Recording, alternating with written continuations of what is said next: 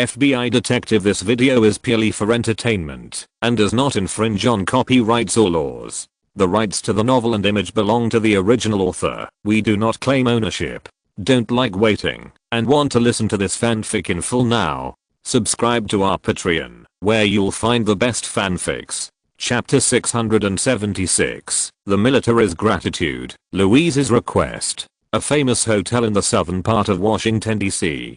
In the conference room next to the side hall, Deputy Defense Minister Hernandez took out a mobile phone and a photo from his briefcase and pushed them in front of Elliot Owen. Elliot Owen did not reach out to take it. He looked at Hernandez, frowned slightly, and asked, "Mr. Minister, since it is a secret operation, it is more appropriate for the department under the Department of Defense to handle it.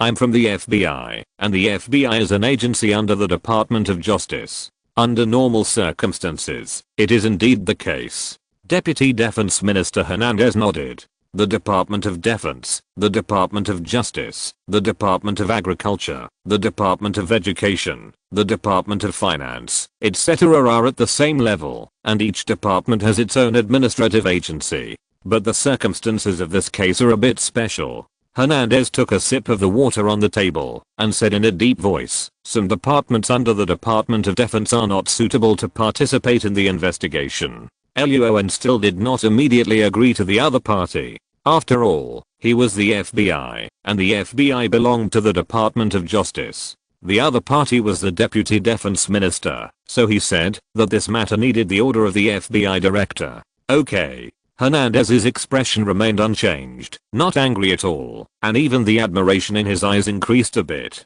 Because Hernandez saw from this that Owen was not the kind of person with strong professional ability, but zero political IQ. On the contrary, Roan's political wisdom was not weak, and he understood the boundaries of various things. Working in the federal government, it doesn't matter if you have poor ability. Only by understanding the rules and using the rules can you go further. Hernandez put down the water glass and said that he had sent someone to deliver the relevant information to FBI Director Robert, and Roan would get the information later. He continued, "The second thing is related to the federal army." Hearing the word army, Roan's brows moved slightly, and he remembered the case of the missing nuclear warhead that happened not long ago.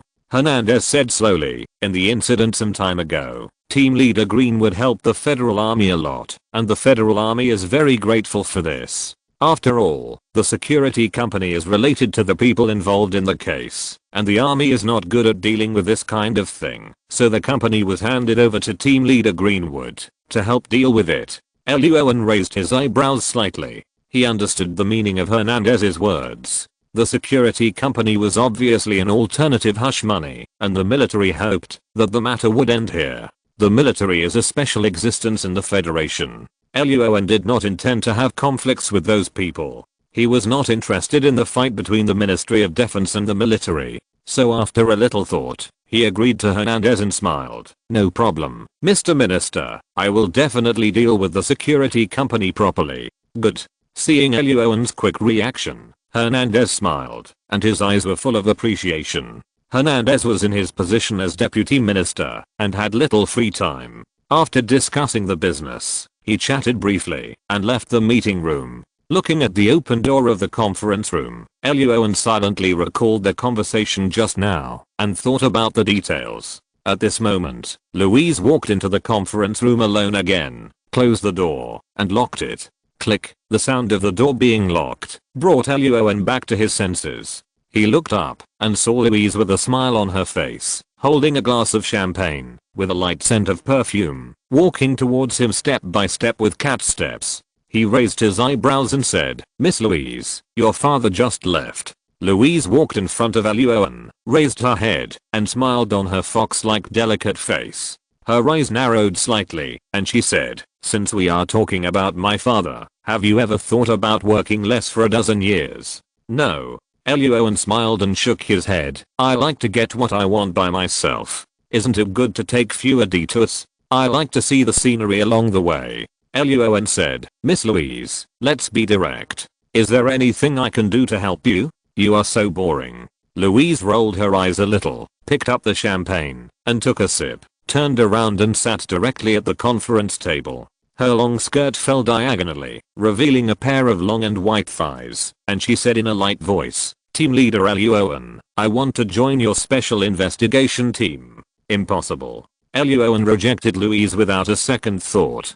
From the first time he met her till now, Luohan was sure that Louise was not an easy person to deal with. Add to that her father, the deputy minister, and Mona in the investigation team, and he would be crazy to let Louise join the special investigation team. Luohan shook his head and said, "Ms. Louise, the life of a reporter is colorful, while the work of a special investigation team is boring and dangerous. For your future safety, I cannot agree to this. You are afraid that Mona Evans will be jealous, and that I will confront her, right?" Louise put the champagne on the table, folded her arms across her chest, revealing an unfathomable abyss, and asked with a smile, "Is that Mona so good? When standing with her, I really can't figure out what you like about her." Luohan spread his hands and smiled, "Like is a feeling. Coincidentally, I feel very comfortable with her, and she feels very comfortable with me. It's that simple." Louise narrowed her eyes slightly. "What you mean is that you feel uncomfortable when you are with me?" Luohan smiled slightly and said nothing. A hint of dissatisfaction flashed in Louise's eyes. She snorted and left the conference table, saying, "Team leader Luohan, I heard some time ago that an action movie based on you is going to be released, right?" Luohan was stunned for a moment, and after thinking carefully, he remembered that Louise was talking about the film rights that Columbia Pictures bought after the First Lady bombing incident. After the story rights were sold and the money was in hand, Luohan put the matter behind him. During this period, a director called and asked Luohan to go to the company to check the script revisions and go to the filming site for sightseeing and tours. But the contract stipulated that the box office after the movie was released had nothing to do with Luohan. So after reading the script, Luohan was sure that he had a positive image, so he rejected the other invitations from the other party and didn't care how the other party filmed the movie. It doesn't matter if the movie is good or bad. If Louise hadn't mentioned it, Luohan would have almost forgotten about it. It's true. After a simple calculation of the time in his mind, it was indeed the end of the film production cycle. Luohan nodded and asked, "Miss Louise, do you want to play a cameo role in that movie?" Luohan remembered that there was a mayor or governor's daughter who wanted to become a big star and had mentioned this to him. Louise sneered and shook her head. "No, I'm not interested in showing my arms and legs in the movies or flirting with men from half the Federation." She is a feminist, and because of her family background, Louise looks down on Hollywood actresses in her heart. Luohan frowned slightly, not understanding what Louise meant. "What do you think? The highest award a reporter can get is the Pulitzer Prize for journalism." Louise folded her arms, stared at Luohan and said, "But the conditions behind winning the Pulitzer Prize are all political games and shady dealings. It's boring. So I want to change my career and write a story that can be sold throughout the Federation. Team leader Luohan, you have rich experience. I want to use you as a prototype to write a detective novel similar to Sherlock Holmes. In other words, I want to follow you for a few months to see how you solve the case and accumulate materials." Luohan. Chapter 677 Polonium 210. Roan finally rejected Louise. Not to mention the possibility that the system in his mind would be discovered after a few months of close contact. From Mona's perspective, Roan would never agree to Louise. A few months. Roan had already imagined Mona looking at him coldly without saying anything and kicking him off the bed at night. In addition, it was inconvenient to reveal the details of some cases, and Louise's father was a minister, so Roan had no choice but to reject the other party. However, Louise helped him when he contacted Deputy Minister of Defense Hernandez through her hand. Roan thought for a moment and called to help Louise contact her superior, Verines, senior assistant to the Minister of Crime, Network, Response, and Services at the FBI Washington headquarters. Verines had the power to access and read a lot of case files, and she knew the rules and knew the limits, so she could definitely meet Louise's need to accumulate materials. After the dinner, Roan drove away and returned to the villa late at night. Mona did not sleep, but sat on the sofa watching TV waiting for Roan, and made him some midnight snacks. Wow. Looking at the steaming food in the kitchen, Ellie Owen smiled and hugged Mona from behind, kissed Mona's ear lightly, and laughed softly. "Thank you. Yeah, this is why Ellie Owen and Mona like each other. Sometimes they do quarrel, but they always think more about each other on weekdays." After eating supper, Ellie Owen washed the dishes, took a shower, and went into Mona's bedroom. The two hugged each other and fell asleep. The next day, Monday, Ellie Owen just arrived at the Special Investigation Team office area and received a call from Verines and went to Mr. Clement's office with her. "The director has told me about the situation in the Ministry of Defense." In the office, Mr. Clement handed a dark grey file to Verines without any nonsense and introduced, "This case is indeed special. The Ministry of Defense is not suitable to investigate it personally. Or, they don't have a suitable department to investigate." Ellie Owen was a little confused. There are 7 departments under the Ministry of Defense, including the Army, Navy, Air Force, National Security Agency, Defense Intelligence Agency, Geospatial Intelligence Agency, and National Reconnaissance Office. What case can't they investigate personally? Verines opened the folder next to him. There was a photo of a white man in it. He looked to be in his 50s or 60s. He was wearing a suit and showed a standard 8-tooth fake smile to the camera. Seeing the information under the photo, Verines' pupils shrank suddenly and she exclaimed, "Not a natural death. Was it poisoning?" Ellie Owen turned his head in confusion. Verines swallowed and handed him the folder. Ellie Owen looked down and found that there was not much content inside. The white man's name is Eric Baldwin. His identity is nothing special. He is just the former director of the National Security Agency, NSA, who has just retired for less than half a year. A month ago, the former director of the NSA died in the hospital. The cause of death was announced to the public as complications of cancer, but the real cause of death was actually poisoning. The examination results show that the victim has a small amount of polonium-210 in his body, and he died of radiation poisoning.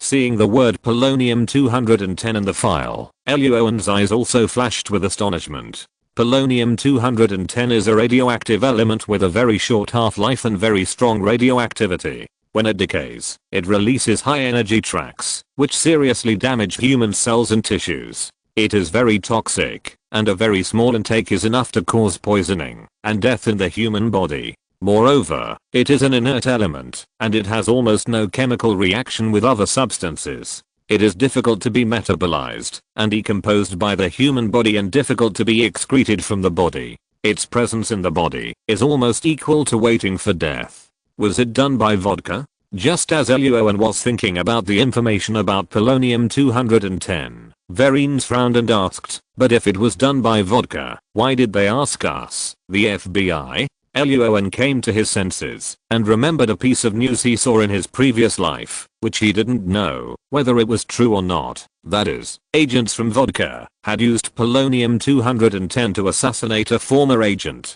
This incident had attracted great attention from the world to polonium-210. Ellie Owen also frowned. The affairs between countries were too complicated, and he couldn't grasp it. He didn't want to wade into this mess at all. Mr. Clement leaned back in his chair, shook his head and said, "Although after this incident broke out, the National Security Agency, NSA, the Central Security Service, CSS, the Defense Intelligence Agency, DIA, and other departments all claimed that it was done by vodka. But in fact, everyone knows that the real culprit behind this incident is not vodka. The Cold War and the decades after the end of the Cold War have made the Federation develop a habit of throwing all the blame on vodka. This can be seen in those Hollywood movies. The final villains in most movies are from vodka. As operators, the people at the top of the federal government know what is true and what is false. However, over time, blaming others has become a political correctness. Even they themselves will subconsciously think about vodka when encountering things. They have told too many lies, and they believe them themselves. Hearing that the mastermind was not vodka, Verines breathed a sigh of relief and asked, "Who is the real mastermind behind this?" "I don't know." Mr. Clement turned his gaze to Ellie Owen and said, "That's why this matter came to us. In the past month, after investigations by the National Security Agency, NSA, the Central Security Service, CSS, the Defense Intelligence Agency, DIA, and other departments, it was determined that the person who did it was not Vodka. After habitually throwing the blame away, these departments suddenly found that, since it was not a matter between countries, this case became a simple poison murder case. The deceased, Eric Baldwin, was the former director of the Federal National Security Agency, NSA, who had just retired for less than half a year. There are many political enemies, and there are also enemies within these departments, so the National Security Agency, NSA, the Central Security Service, CSS, the Defense Intelligence Agency, DIA, and other departments were all stunned. "Oh no, I'm a suspect. This is really..." Verine's face trembled, and she opened her mouth, but didn't know what to say. Mr. Clement found another folder, opened it, took out a piece of paper, and handed it to Roan. There were several stamps on the paper. He introduced, "This is an executive order issued by the Vice President of the Federation, which allows the investigation of the leaders of this case. When encountering some special circumstances, take action first and find evidence later. Polonium-210 is an extremely dangerous assassination weapon. Because it is extremely toxic and difficult to detect, the criminals who create assassinations can commit crimes with confidence and boldness. Since the National Security Agency, NSA, and other departments have determined that the real mastermind behind the incident is not the Vodka country, but individuals, certain organizations, or even people in their department, this case has become the responsibility of the FBI." After a brief discussion, Roan and the others left Mr. Clement's office with the relevant documents. Verines returned to her office to help the contact person investigate the clues in those departments of the Ministry of Defense, while Roan returned to the Special Investigation Team. That afternoon, the door of the Special Investigation Team's office area was knocked, and a female agent wearing glasses, with short brown hair, and about 1.65 meters tall walked in. She was an NSA agent who was temporarily seconded here. Her name was Iris. "We found the suspected poisoner." Iris briefly introduced herself, handed the documents she brought to L.U. Owen, and said, "The other party is from a professional assassin organization." Assassin organization? Hearing this word, L.U. Owen narrowed his eyes and his heart skipped a beat. Iris thought that L.U. Owen didn't know about the organization, so she introduced, "This assassin organization will do anything to achieve its goals. For example, in order to kill a wealthy man who likes women very much, they specially trained an AIDS team." Chapter 678, Former NSA Director Radiation Poisoning Case. Monday, 3:30 p.m., in the office area of the Special Investigation Team. In the center of the office area, Mona and Michelle were investigating the situation of the killer organization, based on the information provided by NSA agent Iris.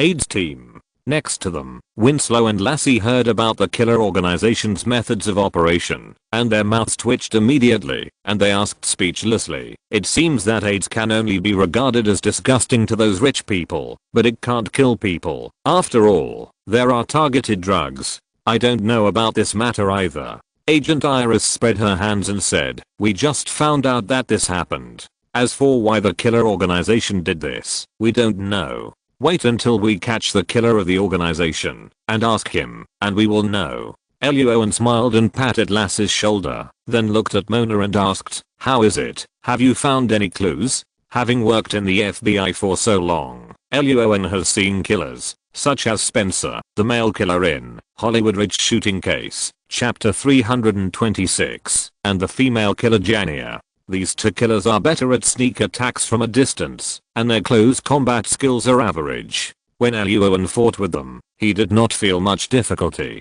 Now that a large-scale killer organization has appeared, L.U. Owen, a former killer, could not help but feel a little restless in his heart, wanting to see how good this killer organization is. The information that Agent Iris brought out shows that the killer organization is called Skullflower. Mona picked up the file next to her and looked at it, frowning and said, "But I carefully searched in the FBI database and found no information." Skullflower, a flower distributed in Europe, the Federation and parts of North Africa, is mainly light red when it blooms, which is very beautiful. but once the seeds are podded and fall off, it will present a very scary appearance. The shape of the whole flower is like a human skull. In ancient culture, it has always been believed to have magical powers. No? Owen raised his eyebrows and looked at Michelle next to him. Michelle also shook her head. I didn't find any information related to this organization here. Chinya, who was standing aside with her arms folded across her chest, frowned.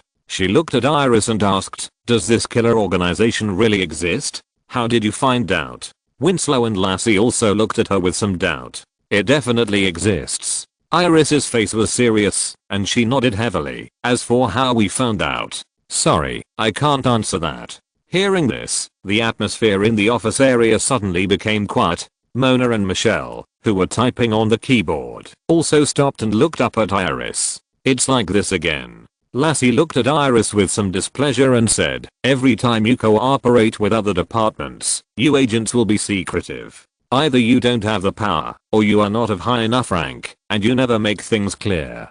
Owen's expression did not change. He turned and stared at Iris and asked, did you get the name of this killer organization when you, the NSA, monitored others? NSA, the Federal National Security Agency, is mainly responsible for monitoring the telephone, internet, fax and satellite communications of the federal people to investigate and discover drug dealers, major criminals, terrorists and dissident extremists. This is what it says on the surface, but in fact, the work of NSA is still mostly to monitor ordinary people in the federal government in order to achieve the goal of nipping the danger in the bud. Iris shook her head. Sorry, Team Leader Owen. Owen waved his hand to interrupt her. You just need to say yes or no. Iris was stunned for a moment and took a deep breath. No. Lie. Feeling the judgment made by the emotional perception in his mind, Owen raised his lips and asked, are you sure that this killer organization exists? Yes. The truth. Where is its range of action? Federation? Europe? Africa? Or everywhere? We don't know yet. The truth. Then how do you determine that the murderer who killed former NSA Director Eric Baldwin came from this killer organization? Iris's face twitched, and she stopped answering. Seeing this, Owen narrowed his eyes and asked one by one, did you find the surveillance? The emotional fluctuations were not big, so the guess was wrong. Did you get this information through monitoring? The emotional fluctuations fluctuated, so the guess was correct. Owen suddenly realized and then asked, who is the person monitored by your NSA? Where is he now? What is his connection with the killer? Iris was stunned and stood there. She didn't say anything, so why did Owen make the inference so quickly and confidently? Welcome to the Roan investigation team with a 100% crime solving rate, Ms. Elise. Seeing the expression on Elise's face, Winslow and Chanel laughed together. Lassie grinned and patted Elise's shoulder and said with a proud smile, believe me, in the FBI, our team leader Roan's ability to analyze macro expressions is second to none. After a long time of interrogation in different cases, Roan always made accurate judgments during interrogation. Now everyone believes that Roan is a master of macro expression analysis with a very high accuracy. The agents of the Special Investigation Team have no doubts, and people from other departments of the FBI do not doubt it either. They even ask Roan to help them when they encounter difficulties occasionally. Afterwards, they not only give gifts, but also express gratitude.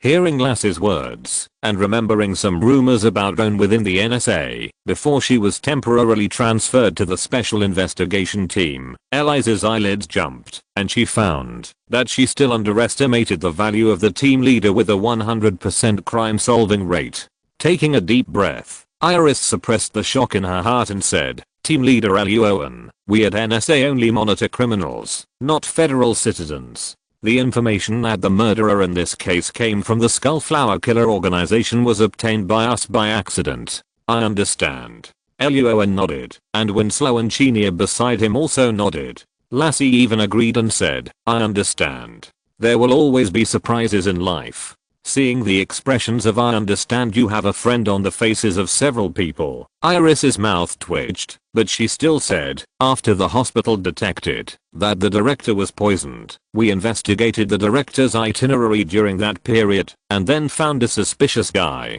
This guy consciously avoided surveillance and his face could not be seen, but in the background sound of a resident, a suspected criminal making a phone call, we heard the suspicious person briefly mention the Bone Flower Killer organization. Owen's eyes moved slightly, and then asked, "Can't you find the phone records and phone recordings of that suspicious person?" First of all, we at NSA do not monitor federal citizens. Iris shook her head and repeated it, then explained. Secondly, the mobile phone used by the suspicious person was a disposable phone purchased on the black market. After the call, the other party broke the phone and threw it into the sewer, and we couldn't find it. Mona stopped typing and concluded, "So, now we only know that there is a Skullflower Killer organization, and a killer in the organization is suspected to be the perpetrator of the murder of the former director of the NSA. But we can't find the situation of the organization, nor can we find the appearance of the killer or any useful information." Chenier and Lassie frowned. Owen thought for a moment and asked, "Iris, who is the rich man infected with AIDS? Where did you get this information?" Chapter 679, split into two groups and start investigating. Hearing Roan asking about the identity of the rich man, Chanel's expression changed slightly and asked, "Roan, what do you mean?" "It's very simple. If you can't find it from the front, start from the side." Roan picked up the documents that Iris had brought before and explained, "Since we can't find the killer in this case, and we can't find the information of the Skullflower Killer organization, we might as well go directly to find people who have been assassinated by the organization before. Through the assassinated people, find the information of other killers, and then find the killer organization." "Okay." Chanel nodded, and Lassie and the others suddenly realized. Iris was silent for a moment and said, "The rich man is from Iowa, and is a guy in the oil industry.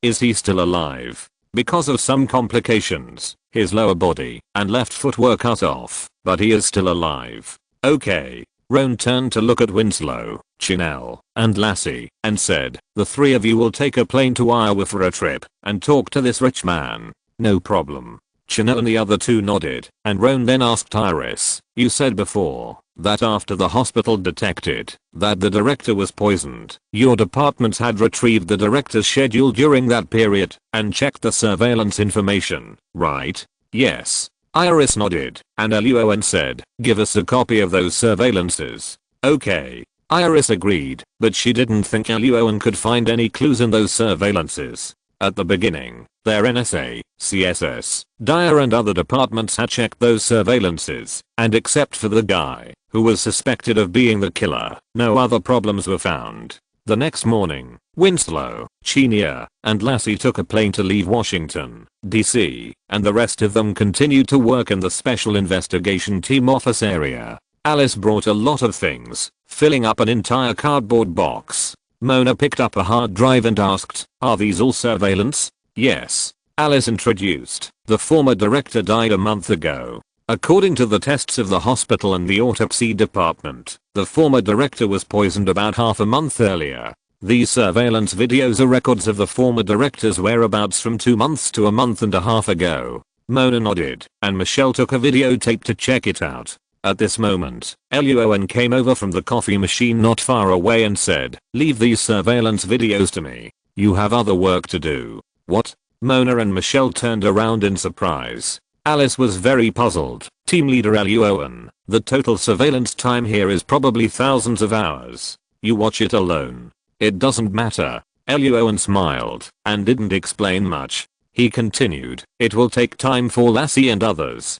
to arrive in Iowa and contact the rich man. This time cannot be wasted. Mona, Michelle, log into the previous underground criminal network and see if there is any information about the Skullflower Killer organization. Most killers in the world kill for money. If you want to make this money, you must advertise it, otherwise no one will know that you are a killer, and the business will die at the beginning. Killers cannot advertise like ordinary advertisements on the streets or on TV. Underground criminal websites are a good choice." "No problem." Mona and Michelle were a little puzzled by Owen's insistence on checking the surveillance himself, but they nodded and agreed.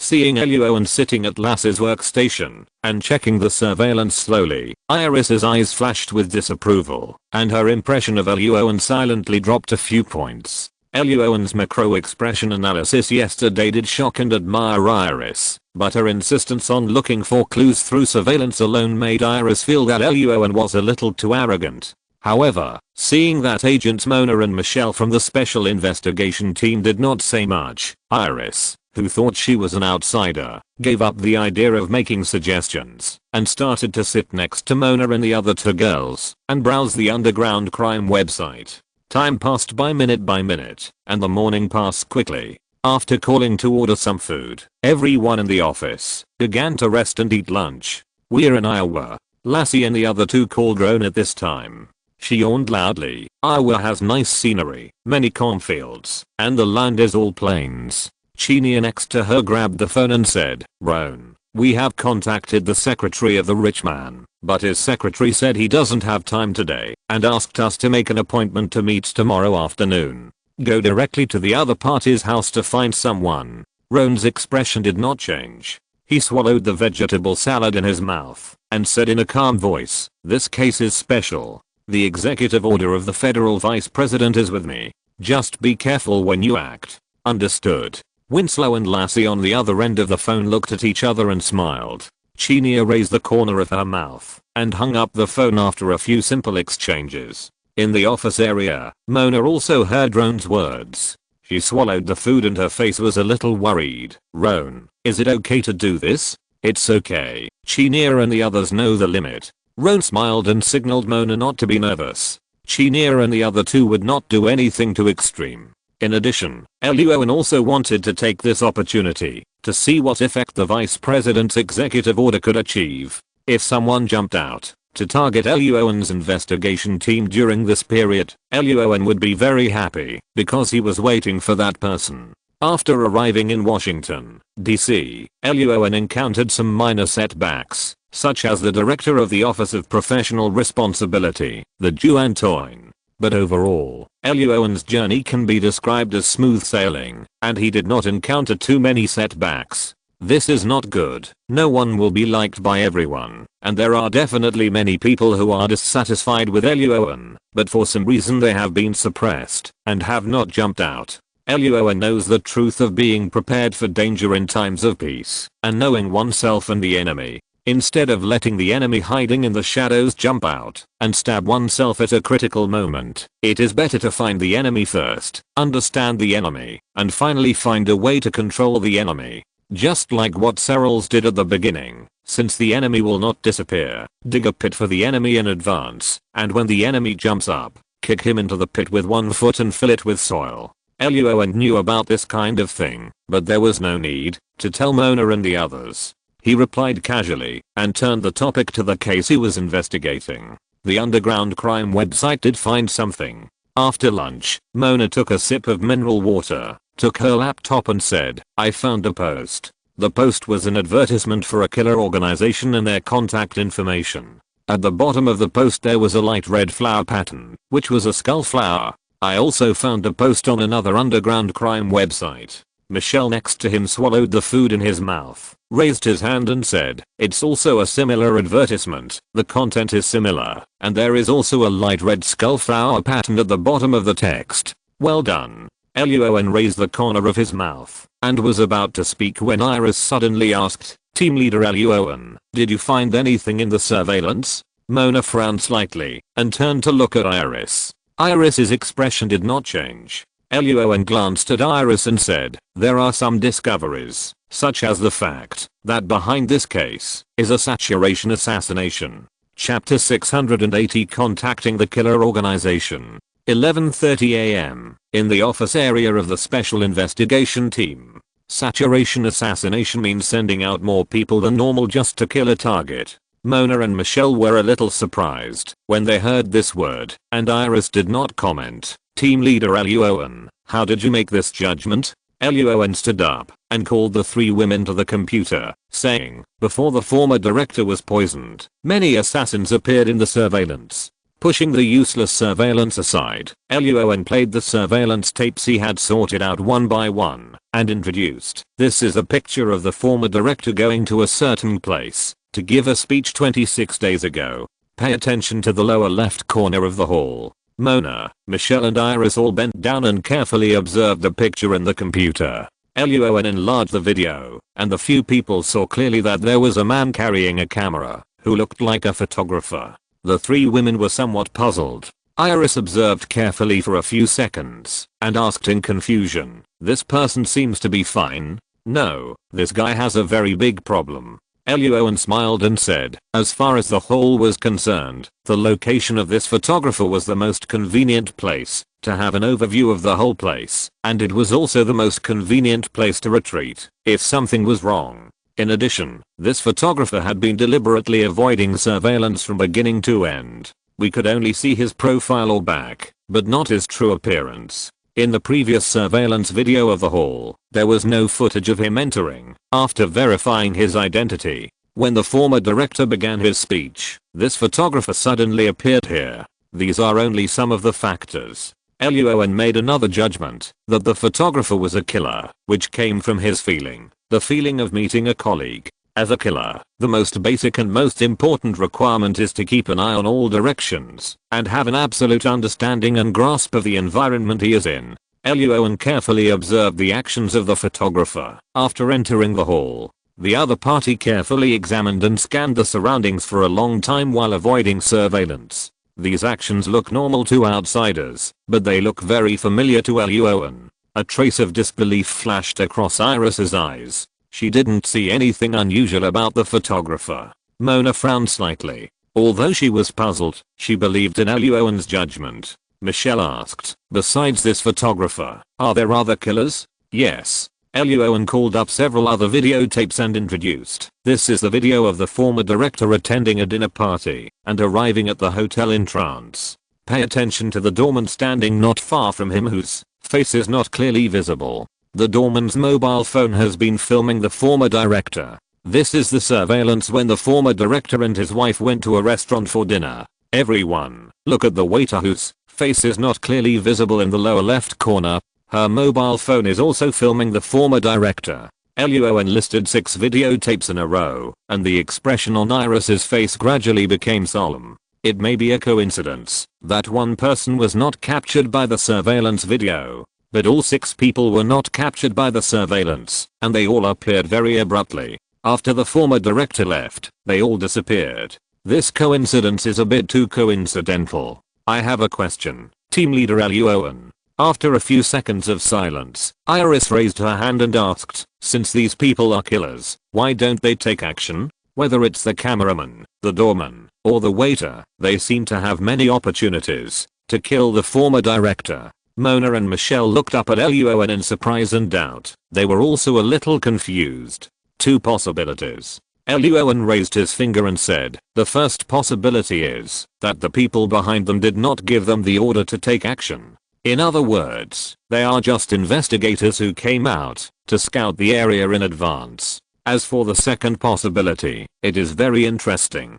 Luon narrowed his eyes and said, "I have some doubts whether the former director of the NSA is the target of these killers." Iris was even more confused, and Mona was stunned for a moment. "You mean, in this case, the killer killed the wrong person?" Michelle's face changed slightly. "Is the wife of the former director of the NSA the target of these killers?" "Maybe." Luon glanced at Iris calmly and did not continue to speak. He patted Mona and Michelle on the shoulders and said, "Since we have found the contact information of the Skullflower organization on the underground criminal website, try to call it and see if we can locate the other party through technical means." "Okay, but I may have some difficulties here." Mona nodded and shook her head.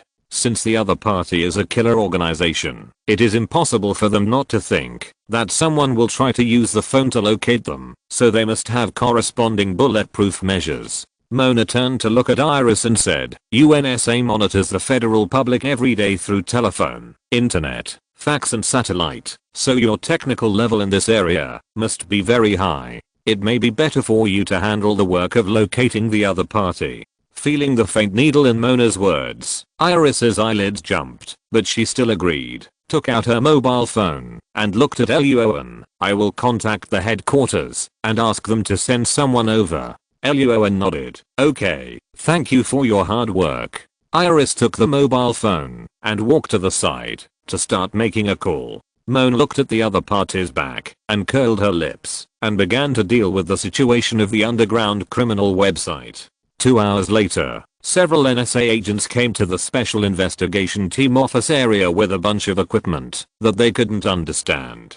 The equipment was installed and processed. Iris raised an OK gesture to Luoan, and Luoan nodded, took the special phone handed over by the other party and the number brought by Mona, and dialed it. The call was quickly connected, and a female voice rang out. "Hello, this is the organic food chain supermarket. Is there anything I can help you with?" According to the requirements in the advertisement post on the underground criminal website, Luoan said, "I want to buy flowers, fresh flowers." "Okay, what variety do you want?" "Antirrhinum, Snapdragon." Snapdragon is the official name, and Skullflower is a folk name. "No problem, sir." The female voice on the other end of the phone was very calm, and it seemed that she was used to this kind of thing. She said, "According to the procedure, I will transfer you to the customer service of the flower market.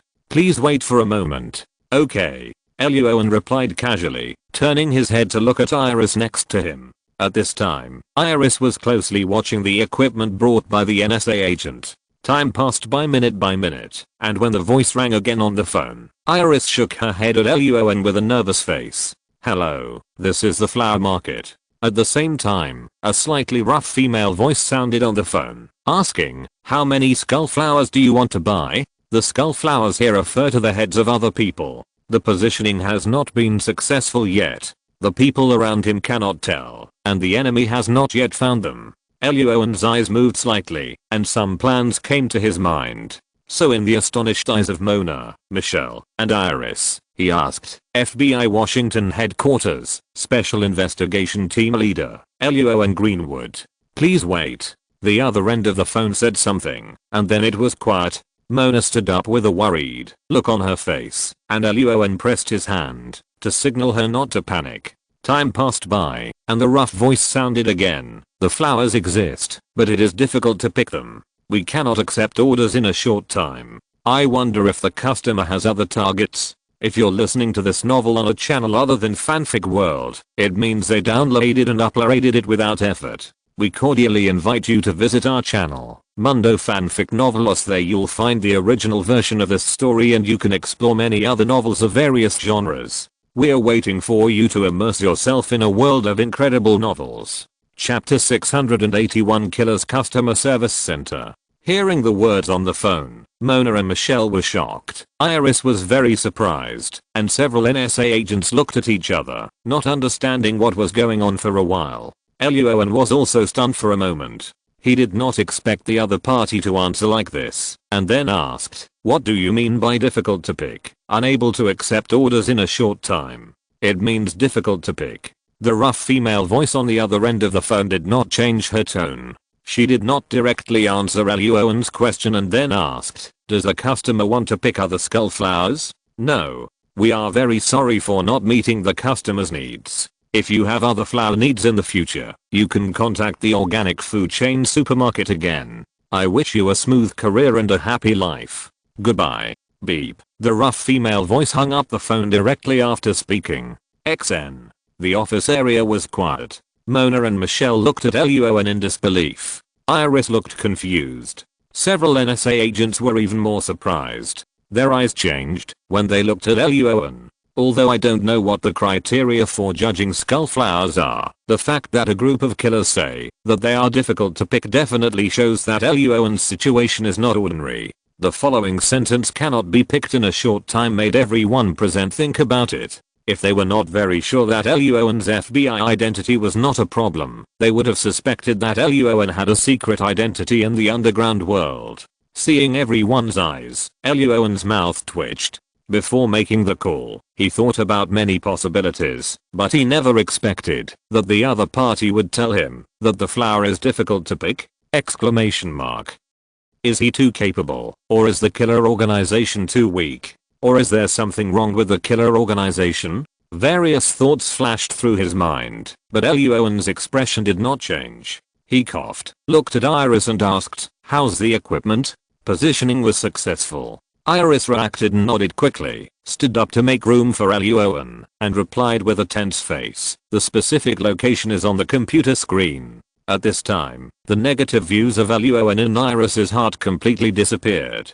For a person who was said to be difficult to capture by the killer organization, Iris's attitude now is only to look up to him, because she estimated her own head, and it seemed that it was not worth much at all. Luoan cast his eyes on the computer screen, and when he saw the location clearly, he immediately raised his eyebrows. Chicago, Illinois. Yes. Mona beside him nodded. She had already checked the specific situation there. She showed the computer to Luoan and said, "The registration results of a department of the Chicago municipal government show that the location we located is a customer service center." Seeing the business license in Mona's computer and the workplace photos of the customer service center, Luoan grinned. "It is indeed a customer service center." Before hanging up the phone, he wished me a happy life. His attitude is really good. I don't know if there are any service reviews. I want to give them an A+. Everyone present was a little speechless. Mona patted Luoan's arm gently and asked, "What should we do next?" Luoan was about to speak when the mobile phone on his waist suddenly rang. "It's me, Lassie." Lassie's familiar voice rang on the phone, and she smiled. "Luoan, we have found the location of the killer organization." Lassie said that she, Chenia, and Winslow went directly to the villa of the rich man according to Luoan's request. During the period, the three people did encounter situations where they were avoided and even driven away by security personnel, but after revealing the executive order of the vice president, the other group of people quieted down. The wind can enter, the rain can enter, but the king cannot enter. This is a metaphorical description of the federal castle law, and it is also the civilization and freedom praised by many people who are paid to do things and are either stupid or bad. But many times, such words are also a decoration, such as the raid of the estate of a former president by law enforcement agencies. The rich man understood the rules of the game of the federal upper echelons, confirmed that the executive order was correct, and immediately met with Chenia and the other two, and said that he was sleeping just now, and everything was done privately by the housekeeper. There is nothing to say about these things. Luoan asked a simple question, and then chose to skip it, turning the topic to the point and asked, "Where is the place you are talking about?" Lassie answered in a serious voice, "Las Vegas, Nevada. There is a customer service center of a killer organization there." Lassie said that the rich man was very angry after being infected with AIDS, and he had spent a lot of money to investigate the killer organization, and successfully found the customer service center in Las Vegas. But the rich man did not tell us what the outcome would be.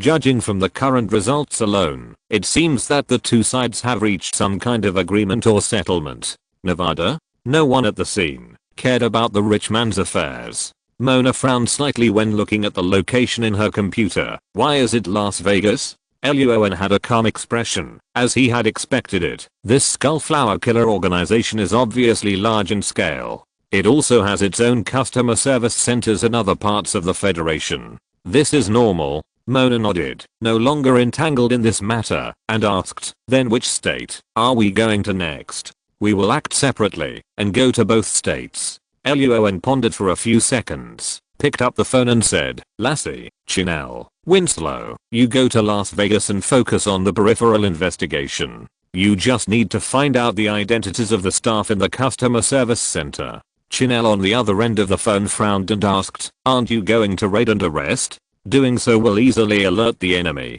Luoan rejected Chinel's proposal, and then said, "In addition, this kind of customer service center is likely to have killer guards responsible for observation and protection. You must be more careful during the investigation. Remember to contact the local SWAT team, and the three of you should not act separately." "Understood." After a brief exchange of words, Luoan hung up the phone, stood up and looked at Mona, Michelle and Iris, and said with a smile, "It's our turn next. Contact the plane, and we'll go to Chicago." "No problem." The next day, at 9 o'clock in the morning, Chicago is a well-known financial center, cultural and educational center, and tourist center in the federal government. Behind the praise, Chicago is also a well-known crime center in the federal government. Heroes from all walks of life come together here to celebrate, making this city full of vitality and a scene of everything competing for development all the time. In a hotel suite, Mona rolled her eyes when she heard the sirens of at least 3 police cars passing by in just half an hour. I hate it here. But for the killer organization, this is indeed a good city. Michelle next to her smiled. At least they will have a lot of business. On the other side, Iris put away her equipment, looked at Roan who was standing by the window, looking into the distance with a telescope, and asked, "What is our next specific action plan? Do you have any plans? It's time to use your NSA expertise." Roan took down the telescope, turned to look at Iris, pointed to the equipment next to her and said, "The next main task is to find a way to monitor the situation in the customer service center and collect information." Iris nodded. She was confident in her ability to work, but she was still a little confused. "But if we only monitor, we may not be able to get the information about the killer who killed the former director in a short time." Roan smiled meaningfully. "So, the next thing is my job." Chapter 682, Site Visit. Bad news. Chicago, Uptown, a commercial area. At 2 o'clock in the afternoon, in a cozy street cafe with soothing music playing, Ellie Owen, dressed casually, holding a newspaper, leisurely waited for coffee beside a round wooden table and chair outside. People were coming and going nearby, tourists and office workers, and the crowd was noisy, with a very federal business atmosphere. A young girl who looked like an adult, with long blonde hair, and wearing a cafe waitress's clothes came over, put the coffee in front of Ellie Owen, and smiled. "Sorry for the wait, sir. Your cappuccino." "Thank you." Ellie Owen put down the newspaper, looked up and smiled at the waitress. The young girl saw Ellie Owen's handsome face and her eyes lit up.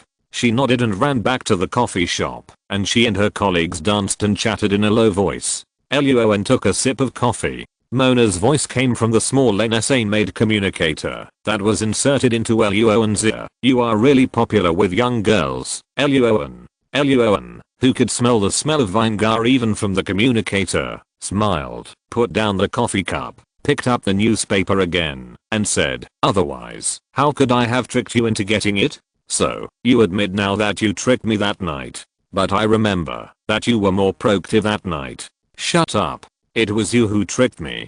I apologize." Ellie Owen smiled and did not continue to argue with Mona. He turned to the second page of the newspaper and asked, "How are you doing?" Soon, in a room on the 4th floor of an office building diagonally opposite the cafe, Mona sat cross-legged on the ground. There were several small mechanical devices on the ground beside her. Her 10 fingers danced quickly on the laptop, and she said calmly, "Give me another 10 minutes. Okay." Ellie Owen continued to read the newspaper on the surface, but actually observed the surroundings. During this operation, NSA agent Iris was left in the hotel suite, responsible for finding ways to monitor the target customer service center, and Michelle stayed by her side, assisting in writing and actually guarding. Mona was brought out by Roan to work with him, and her task was to investigate the identity information of those who made and received calls in the customer service center. "Bring me a cup of coffee later. I want a caramel macchiato and a banana stone fruit cake." In the office room, Mona quickly typed on the keyboard while saying, "Also, how did you check there?" "Not very good. The situation is a little beyond my expectations." Ellie Owen took another sip of coffee, his eyes passing through the many passers-by, and glanced at a shop selling tourist souvenirs in the distance without making a sound, and said, "Our previous judgment was correct. The building behind, called Vanilla After Sales Customer Service Center, is indeed the customer service center of the killer organization. I also guessed that there would be killers outside disguised as tourists or shop attendants, responsible for guarding and checking the situation. But I didn't expect there would be so many of them." Mona asked in confusion, "How many are there?" "There are no less than 5 people on this street." Ellie Owen's mouth curled slightly. "There are 3 other streets around."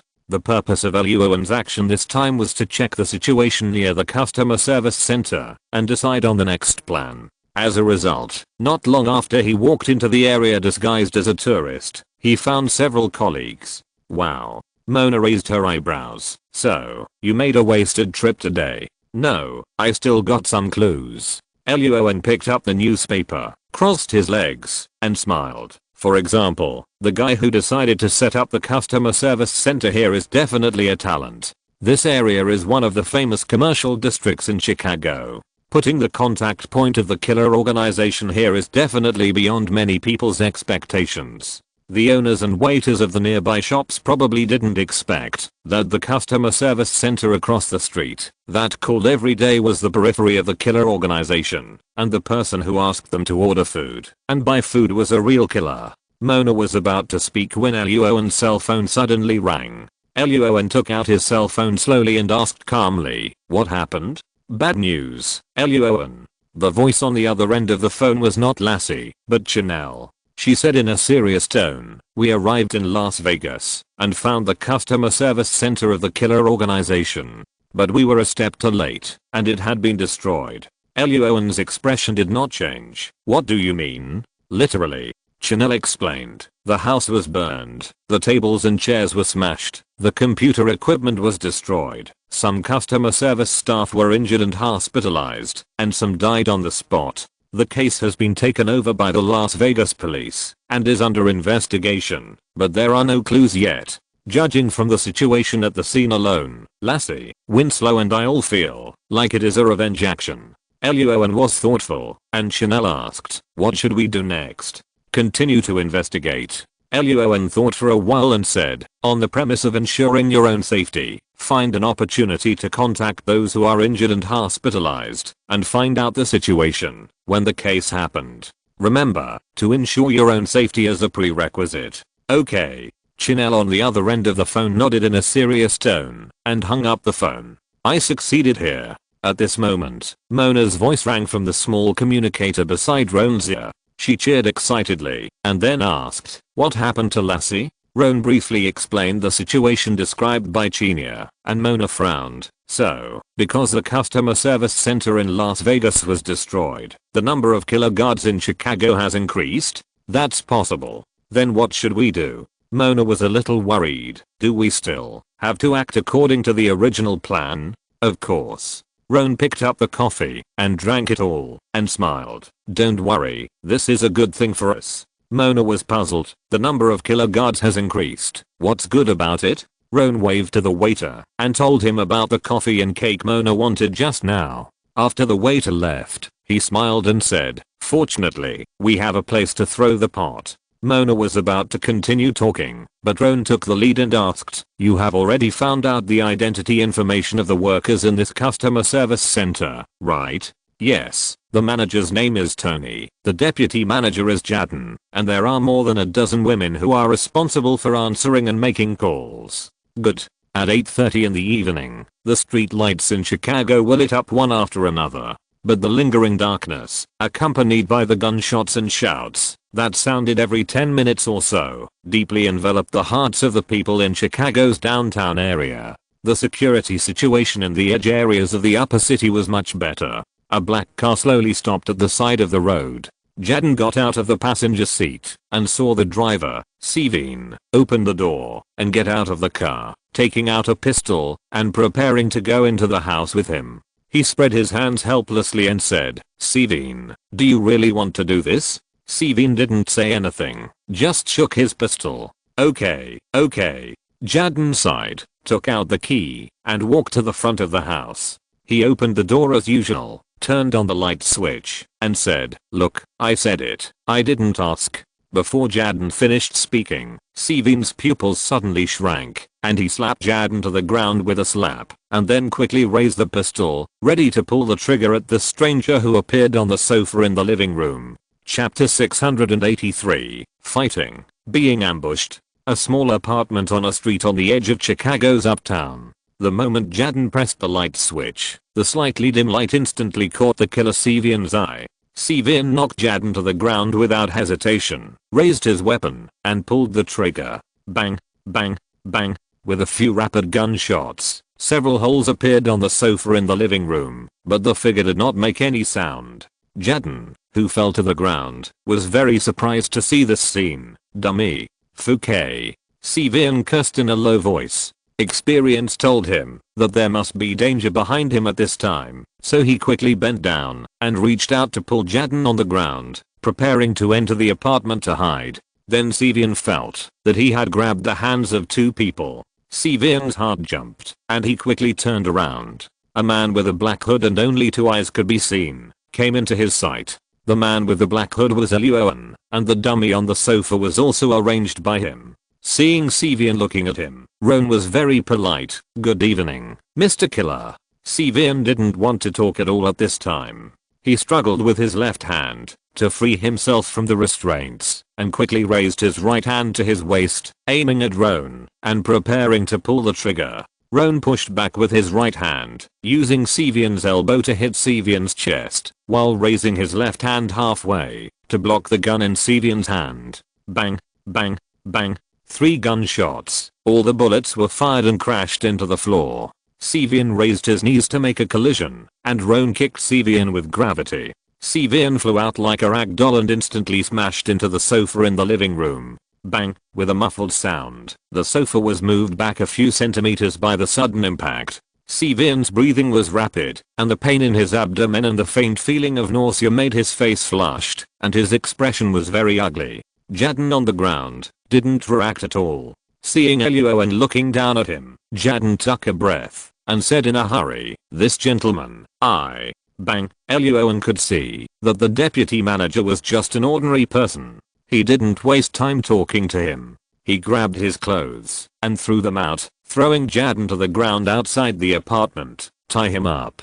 "Okay." Outside the apartment, Mona, wearing a black mask, nodded, stepped forward immediately, and locked Jadon firmly to the ground with her knees. Inside the villa, Sevian covered his chest, struggled to stand up from the sofa, took a deep breath to suppress the pain in his body, stared at Eluoan, and asked in a concentrated voice, "Who are you?" "You'll know in a moment." Eluoan grinned, but Sevian couldn't see it through the mask. He only felt the chill emanating from the black masked man in front of him, which made him feel cold all over. The longer the time, the worse it was for him. Sevian gritted his teeth to endure the abdominal pain, raised his pistol, and aimed at Eluoan, and suddenly rushed towards Eluoan. Bang, bang, bang, bang, bang, bang, bang. The moment Sevian fired, Roan also raised the Beretta M9 in his hand, and fired 3 bullets. 6 gunshots rang out. Roan reacted quickly, and dodged in time without any injury, while Sevian was shot in the left arm and left leg, but he still threw himself in front of Roan despite the pain.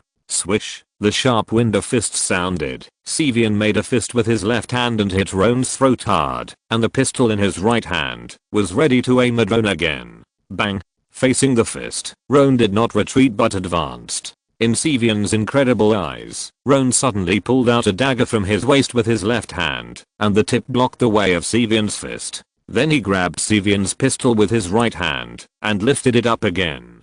Ding. At the critical moment, Sevian quickly turned his posture, and retracted his left hand, using the pistol to hold the dagger. Seeing this, Roan kicked out again. Sevian blocked with his hands crossed, and was kicked backward by the powerful force. Seeing that Roan was about to shoot again, Sevian fell to the ground, raised one leg to wrap around Roan's ankle, and before Russell raised his gun, he rolled to the right with all his strength. Roan, who didn't want to break his ankle, fell to the ground, and the M9 fell to the side of the sofa. Sevian's mouth corners raised, and his eyes flashed, but before he could continue to be happy, Roan suddenly stood up, and raised his hand to grab Sevian's thigh, groaned, and threw Sevian to the fireplace beside him. Boom.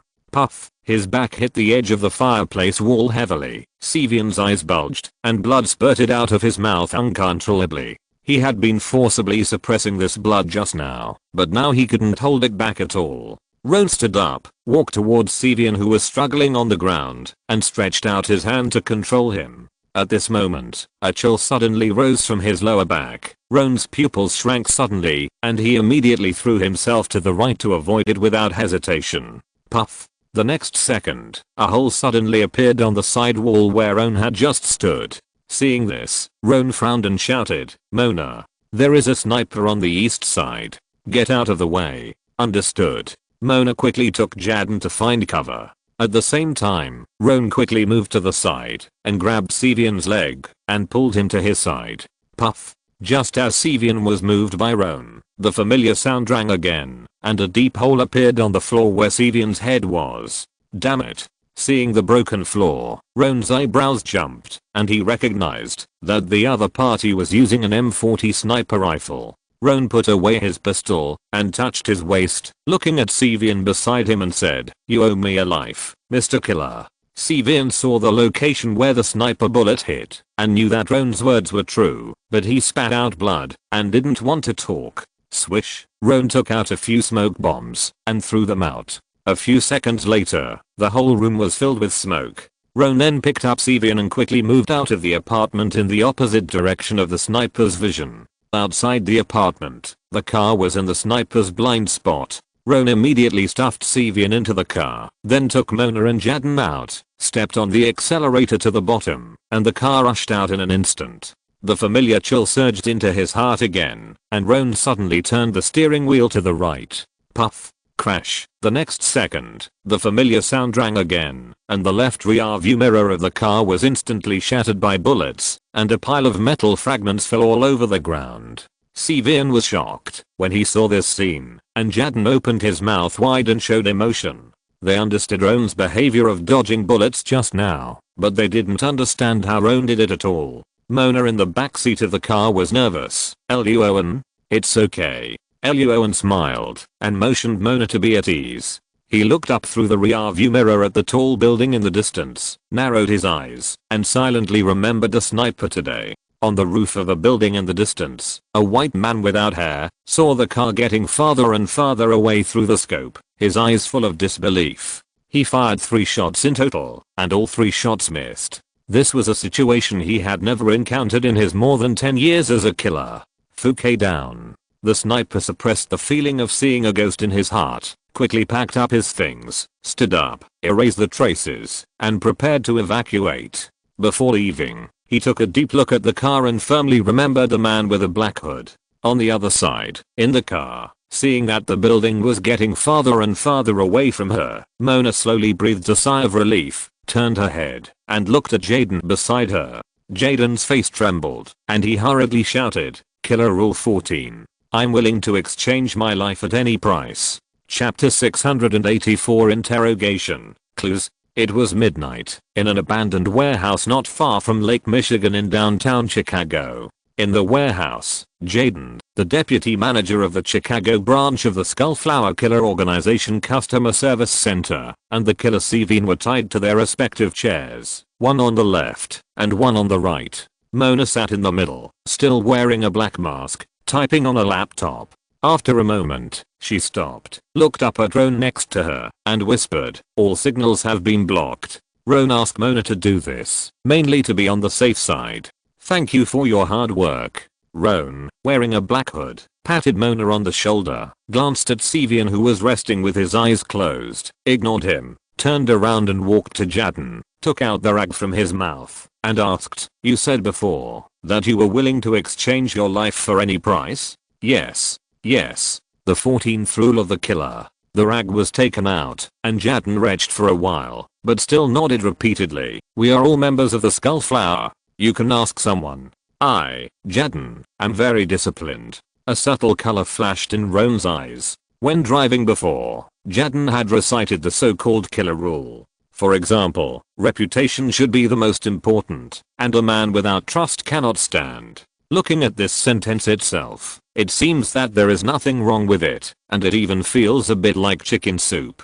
But with the addition of the first rule of the killer in front, the temperament of the whole sentence instantly changed, making Roan more curious about the Skullflower Killer Organization. These things can be left for later. The primary goal now is to get clues. Lu Owen pulled her chair and sat opposite Jadden, saying, "Tell us everything you know."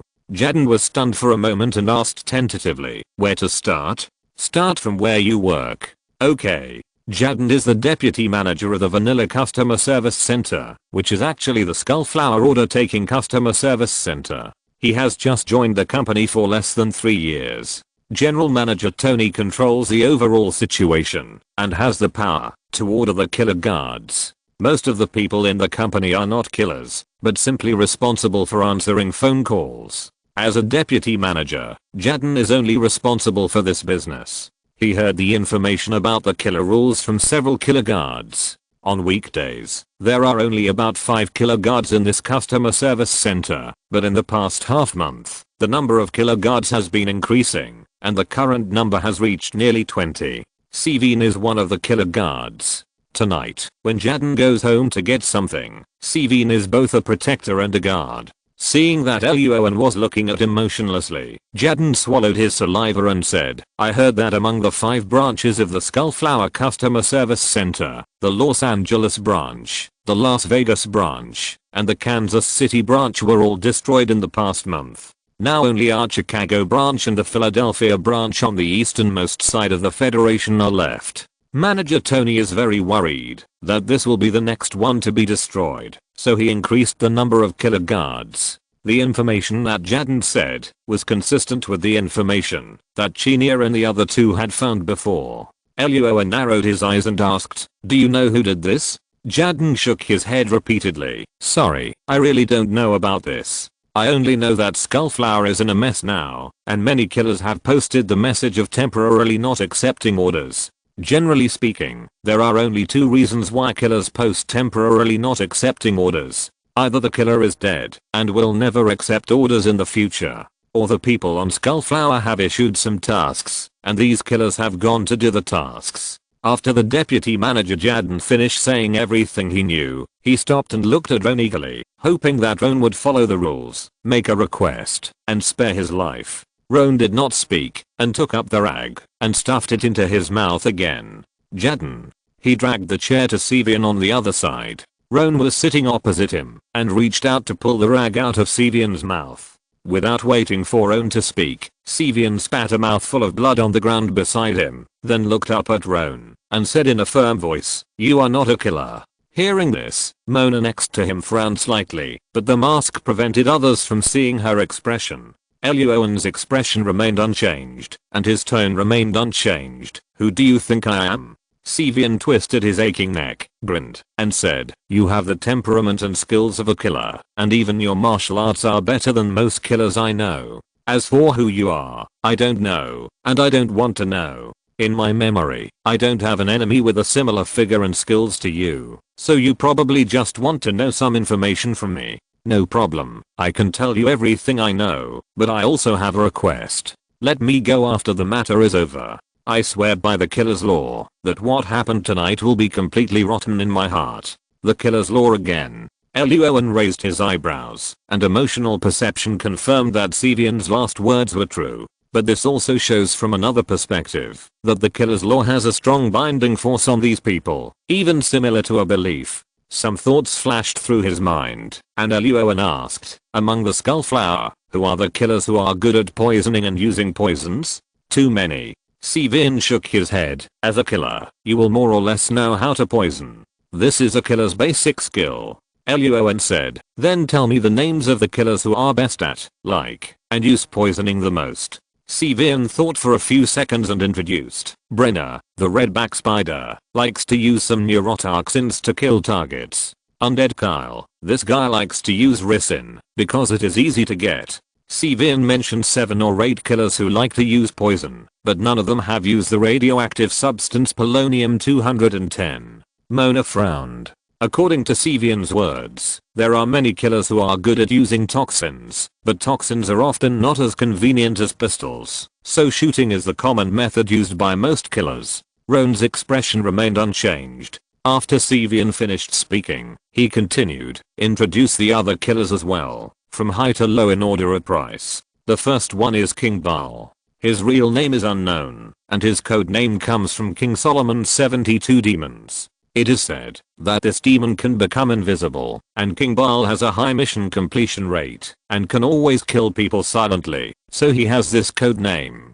Severin suddenly stopped halfway through his speech, frowned and thought for a few seconds, then raised his head again and said, by the way, there is also Blue Eyes Roy. He is also very capable, very expensive, and has a high mission completion rate. It is rumored that this guy has used nuclear materials to kill enemies in the past, so this should also be a kind of poison. The term nuclear material shocked Mona, and Roan's heart also skipped a beat, but he did not react, and continued to listen to Severin introduce the information about the killers he knew. After Sevian finished his introduction, Roan turned the topic to what Chenia and others had found out in Las Vegas, and asked, the destroyed Los Angeles branch, Las Vegas branch, and Kansas City branch, do you know any information about this? I know. Sevian nodded and said in a serious tone, this is a war.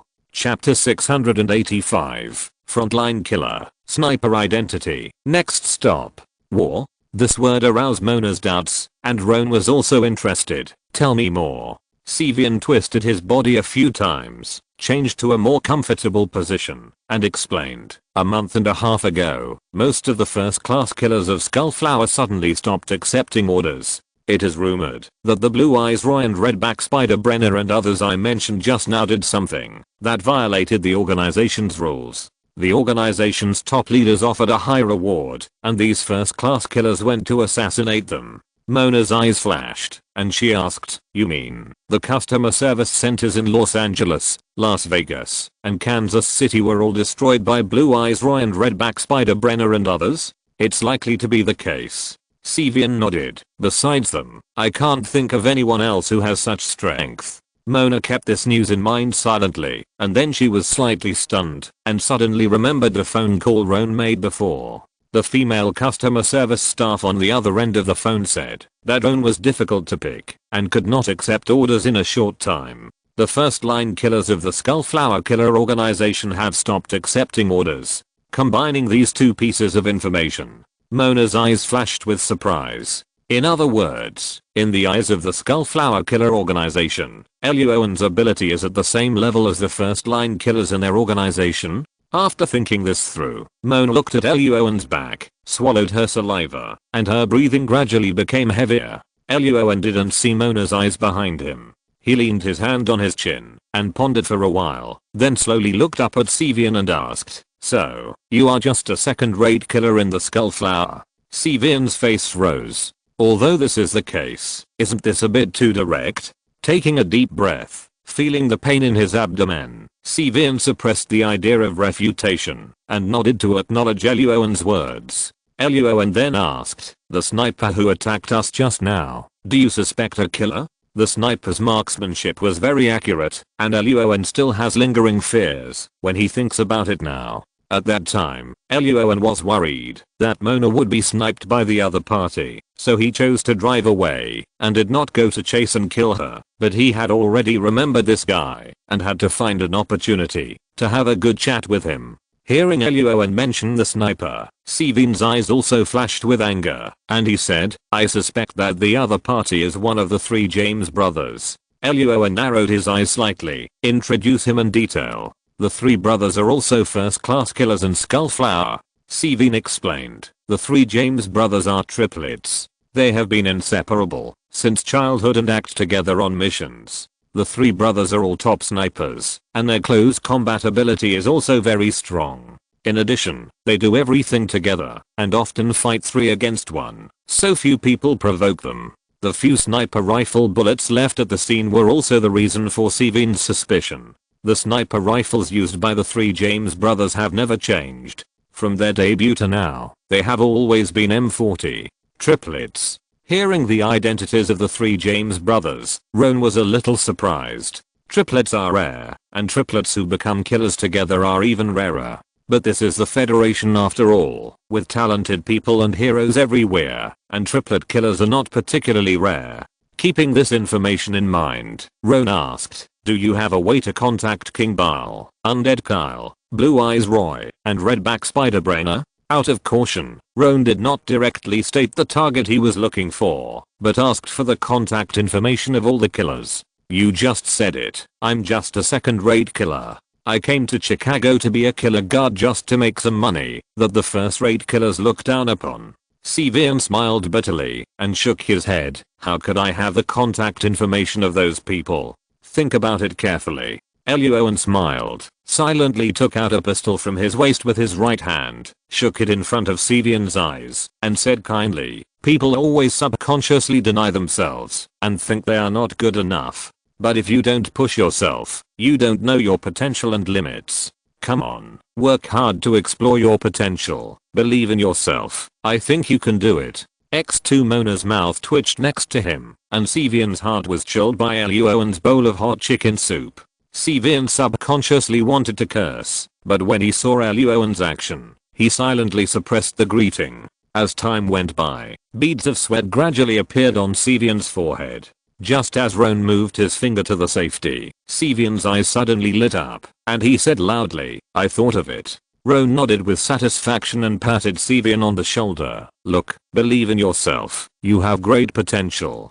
Sevian's face twitched and he said, "There is an old guy named Weber. He is a former killer agent. Before the establishment of the Skullflower organization, many killers were helped by him to contact business. After the establishment of the Skullflower organization, old Weber quit the killer agent business and switched to making and selling weapons for killers. If you want to find those first-class killers, old Weber should have useful information." Roan nodded in understanding. The platform has risen strongly. The Lone Ranger does not want to be exploited and can only choose to leave. After asking for a while, Roan swung his fist and knocked Sevian and Jadden unconscious in the horrified eyes. Mona was typing on the keyboard, investigating the former killer agent Weber, based on the clues given by Sevian. Luoan thought for a moment, took out his cell phone and called Genia. The call was quickly connected, and Luoan asked, "How are things going over there? You called at the right time. I was just about to call you too." Chanel's somewhat excited voice came from the other end of the phone, and she said with a smile, "Lassie disguised her identity and got some clues in the underground world of Las Vegas. There were 3 people who attacked the customer service center in Las Vegas, and their identities were unclear. After the 3 destroyed the customer service center, a group of newcomers came to find them. The 2 sides fought fiercely, leaving several bodies behind, and left Las Vegas before the police arrived. We can't get the bodies, but we got photos of the bodies' appearance, and we are currently trying to investigate their identities." "Well done." Luoan praised Chanel for a few words, and then briefly summarized the information that Sevian said here. Chanel's face on the other end of the phone changed slightly. "In other words, the photos of the bodies we got show that they might have been the frontline killers of the Skullflower organization when they were alive." "That's possible." Luoan yawned, "but we can't rule out the possibility that they might be innocent people passing by, or guys trying to fish in troubled waters. The Federals also have the habit of joining in the fun, and every year there are a lot of people who are killed or injured by stray bullets while watching the fun." Roan was just about to continue talking to Genia when Mona suddenly reached out and tugged at his sleeve, saying with a serious expression, "Roan, bad news." "What?" "That Weber is dead." Mona showed Roan the clues she had found and said in a deep voice, "The house was burned down and people were tortured and killed. They died miserably." "Not surprising." Roan patted Mona's shoulder without changing his expression and then said to the phone, "Genia, pack up and get ready to go. Our next stop, Philadelphia." Chapter 686, Intrigue and Reunion. 2 o'clock in the morning in an abandoned warehouse near Lake Michigan in downtown Chicago. After a few simple words, Chanel took Roan's order and hung up the phone. Roan stretched his body, stuffed the unconscious Sevian and Jadden not far away into the car, cleaned up the traces at the scene, and led Mona away from the area. In the passenger seat, Mona opened her laptop and asked with some confusion, "Roan, why is Philadelphia the next stop?" Under the dim street lights, the car moved forward quickly. Roan explained while driving, "Because there is a last customer service center of the Skullflower Killer organization that has not been destroyed." "Not the last one," Mona retorted. "Doesn't the customer service center here in Chicago still exist?" "But this is a trap." Roan shook his head and explained to Mona seriously, "From the clues we have now, the customer service centers in Los Angeles, Las Vegas, and Kansas City were most likely destroyed by Blue Eyes Roy, Redback Spider Brenner and their friends. We don't know why they did this, but the top leaders of the Skullflower Killer organization must know the reason, so there are so many first-class killers chasing them." Mona nodded, called up the federal map on the laptop, and said, "From the map, Los Angeles, Las Vegas, Kansas City, Chicago, and Philadelphia. These 5 cities are barely a not so regular straight line from west to east on the North American continent. After the customer service center in Kansas City was destroyed, the next stop was Chicago where we are now. So I just said that Chicago is a trap.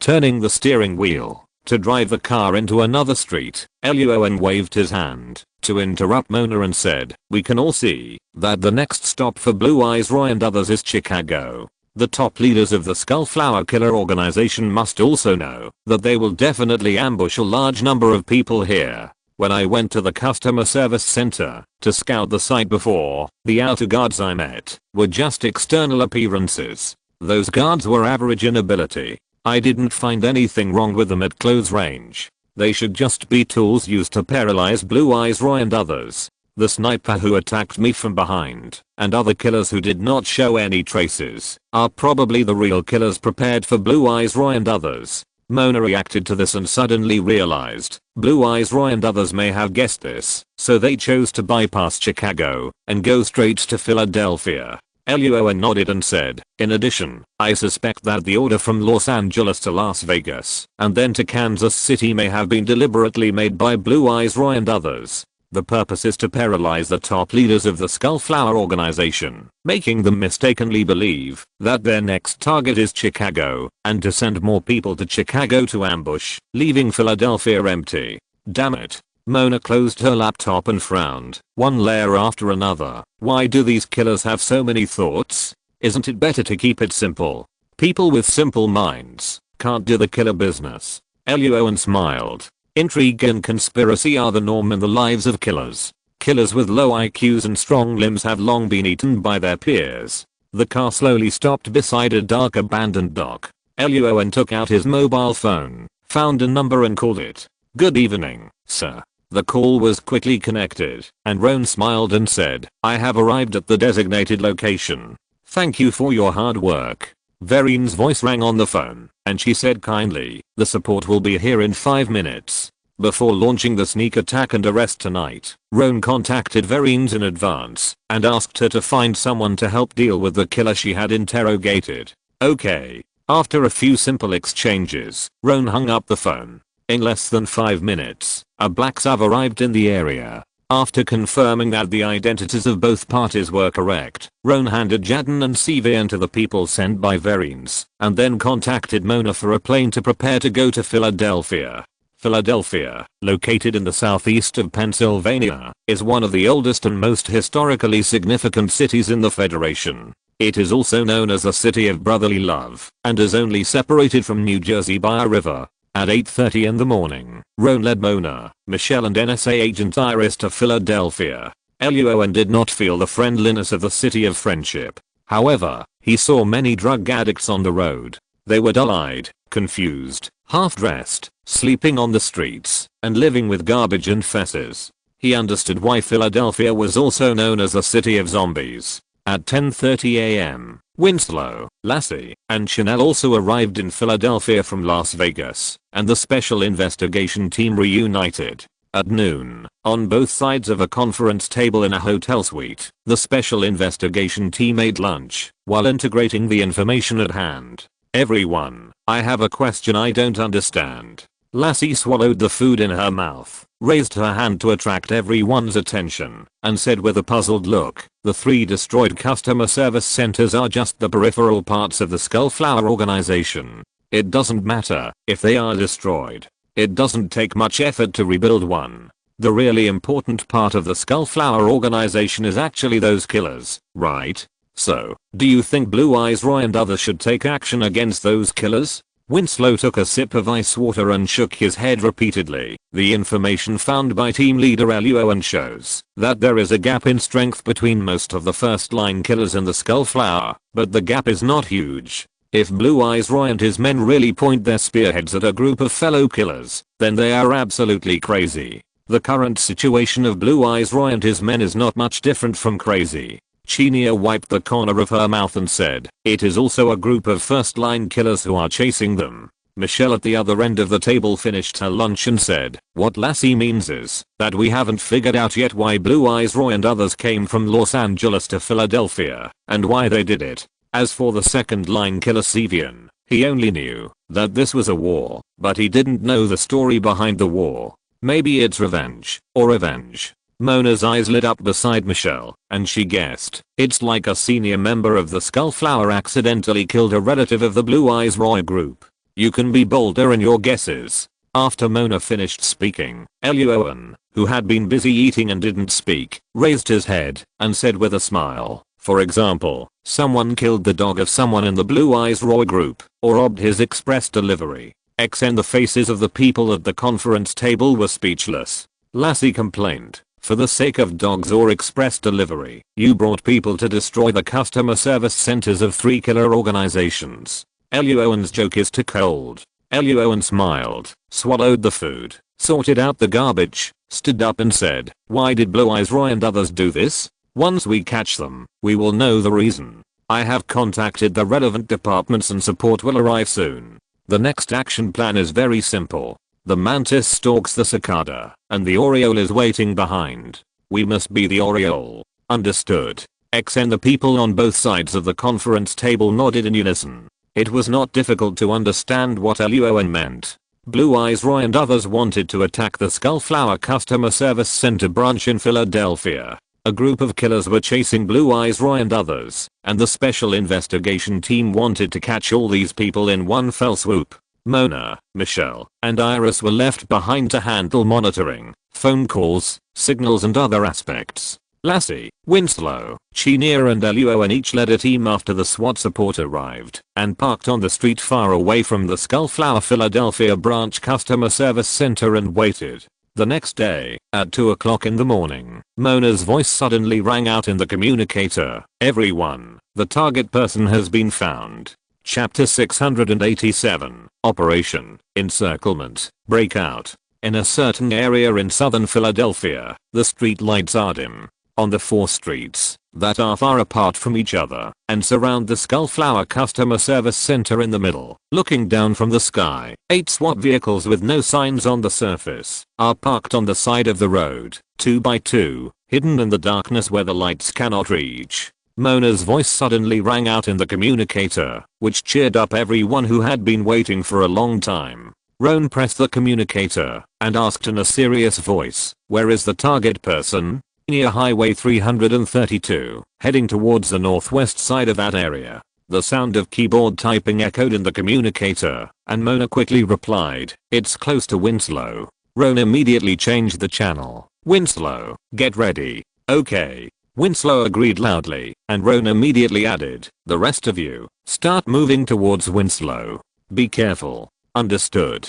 Roan's order came down, and the troop transport vehicles of Lassie, Chenille, and Roan himself in the distance all started and began to move towards Winslow. The 6 cars had just gone a short distance when Winslow's voice suddenly rang out in the communicator, sounding somewhat anxious. Confirmed the target person, but there are other killers behind them, and the 2 sides have already exchanged fire. Roan didn't waste any words and immediately shouted, organize an encirclement immediately. Prepare for the arrest operation. Lassie, Chenille, speed up to the scene. No problem. Understood.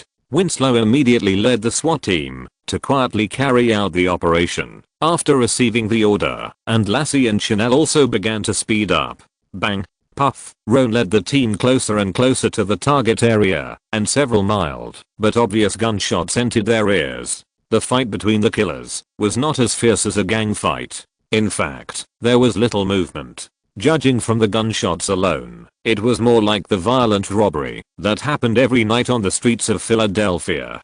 2 troop carriers arrived at the scene quickly. Just as Eliowen was about to speak, Chenille's voice suddenly sounded in the communicator. Everyone. There are snipers and observers outside. We have been discovered.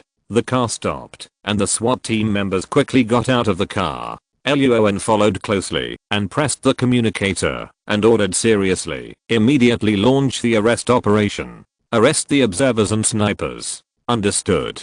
Bang, bang, bang, bang bang bang. As the voice fell, fierce gunshots suddenly sounded in the distance. The SWAT team members did not have the low-key habits of the killers. They preferred to use direct means to complete the task quickly. At the same time, Eliowen also started the encirclement operation. While moving closer to Winslow, the SWAT team members continued to kill and injure the killers who were holding weapons and preparing to flee or attack. Bang, The gunshot rang out. Luoan, who always had emotional perception in his mind, raised his hand and shot the thigh of the virgin killer who was ambushing at the corner with great accuracy. Selectively ignoring the other party's angry and shocked expression, Luoan snatched the other party's pistol, kicked the other party unconscious in the astonished expressions of the SWAT team members, then bent down and made a tactical gesture. Go on. Move to the left. Understood. The SWAT team members suppressed the shock in their hearts and responded in unison, leaving 2 people to escort the female killer back to the car, and the rest continued to follow Luoan and move forward quickly. At the same time, inside the encirclement constructed by Luoan, on the far left side of the building, a white man wearing a bulletproof vest, with a crew cut, looking about 40 years old, and with a pair of azure blue eyes frowned, and turned his head and said, "We are surrounded." Nonsense. Do you need to tell me? I can see it even without your blue eyes. Behind him, a white woman with a ponytail and a spider tattoo on her wrist, who looked to be in her 30s, spat. She tore her sleeves to tighten the gunshot wound on her left forearm and said impatiently, "The bastard death call list was just shot dead by us, which is regarded as revenge for Immortal Kyle who died in Kansas City. But those guys Bastard Bar and Bastard Triplets are all on the opposite side. We are not surrounded. The encirclement I'm talking about is not King, Bar and the others." The blue-eyed white man took a deep breath, silently replaced a new magazine for the pistol in his hand, and said in a deep voice, "Vivian just sent me a message that the federal government has entered, and she is fleeing." Heh. The white woman grinned and sneered. "You are still calling me so intimately now. You are worthy of being Blue Eyes Roy." Huh. Blue Eyes Roy turned his head, looked at the woman on the ground helplessly, stretched out his hand to pull her up, and said, "I don't mean." Snap. "No need for your help. The spider's legs are not broken yet." The white woman slapped the blue-eyed Roy's hand away, struggled to stand up, and said coldly, "I don't want to bother with you and that cousin. Let's make it clear first. The federal government has surrounded this place. What are you going to do next? We have just got what we want. There is no need to waste time here with the federal government." Blue-eyed Roy took out 2 energy bars and handed them to the woman. He looked at the building opposite and said in a serious tone, "King Bao, the triplets and the killers behind them should have also received the news that the federal government has surrounded this area. They must be more anxious than us and will definitely find a way to break through. Next, it's time to reverse the roles. Let this group of pursuers fight in front to open the way, and the 2 of us who were pursued before will follow them and find a loophole to leave here. The plan is okay." The white woman took the energy bar casually, tore open the package, and stuffed it into her mouth to chew a few times, then took out a bottle of white powder from her waist, tilted her head back, and poured it into her mouth, swallowing it into her stomach together with the energy bar. Seeing this scene, a flash of heartache flashed in the eyes of Blue-eyed Roy, but it quickly disappeared. Seeing the woman's face gradually turn red, he took a deep breath and began to sneak towards the building diagonally opposite with the woman. Boom. On the other side, Luoan pointed out the location where the killer was hiding with his emotional perception. The 2 SWAT members behind him immediately threw grenades, and the killer flew out from the hiding place in an instant after the explosion. A SWAT member cautiously stepped forward to check carefully, then swallowed his saliva and gestured to the team. Successfully killed. The 2 SWAT members on the left, who were responsible for alert, were stunned. The road from getting off the car to here is not far, but a group of SWAT members have already killed 6 killers who tried to hide and leave under the leadership of Luoan. Most of them were killed by Luoan himself, or Luoan pointed out the location, and then they killed them. These SWAT members accepted Luoan's reason that his nose is more sensitive, but every time they saw this scene, they still had an expression of seeing a ghost, and their scalps were numb. They looked at Luoan with shock and admiration. Selectively ignoring the gazes of these SWAT members, Roan prepared to lead them to move forward and tighten the encirclement. At this moment, Lass's voice suddenly rang out from the communicator beside his ear. "Request for support. The killers on our side have joined forces, and they are preparing to break out from us. Hold on, we'll be there soon." Roan immediately ordered Chinya, Winslow, and 1/3 of his SWAT members to go to support Lassie, but Roan himself did not go over. Mona saw this scene through positioning and was a little confused. Roan, I suspect this is a diversion organized by the killers. Roan's eyes moved slightly, and before he could continue speaking, a dazzling orange-red fire suddenly burst and lit up not far in front of him. The next second after the fire illuminated the area, it was followed by a deafening explosion. Boom. The huge explosion instantly shattered most of the glass in the building next to Roan, and the SWAT members subconsciously lowered their heads to avoid it. Luoan noticed the direction of the explosion. While dodging the glass fragments, he pressed the communicator, adjusted the channel, and asked in a serious voice, "Chanel, how are you doing over there?" There was silence on the communicator and no one answered. If you're listening to this novel on a channel other than Fanfic World, it means they downloaded and uploaded it without effort. We cordially invite you to visit our channel, Mundo Fanfic Novelos. There you'll find the original version of this story and you can explore many other novels of various genres. We're waiting for you to immerse yourself in a world of incredible novels. Chapter 688 Rescue. At 2:30 in the morning, in a certain area in southern Philadelphia, the dark night scene now glowed bright orange, and a building was burning in flames. The temperature of the surrounding area, which was originally a little cold, rose rapidly. Fouquet. Roan frowned when he called Chinia, but got no response. He immediately stood up and moved quickly in that direction. At the same time, he pressed the communicator to change the channel and asked, "Lassie, how is your side now?" "I'm fine here." Lassie quickly replied, "The enemy looks fierce, and the first wave of attack was also fierce, but after we repelled one wave, the subsequent attacks were not so good." Roan nodded. It seemed that his previous guess was correct. Lassie was indeed surrounded by the killers, and Chinia's side was their real breakout route. As they got closer to the burning building, the temperature gradually rose. Roan adjusted the channel and ordered, "Winslow, Lassie, lead the SWAT team to attack, and arrest the killer with all their strength, and move the overall route to Chinia." "Understood." The two answered in unison, and Roan also led his team of SWAT members to the burning building. The building has 6 floors in total, and at this time, from the first floor to the 4th floor, there were billowing smoke and blazing flames everywhere.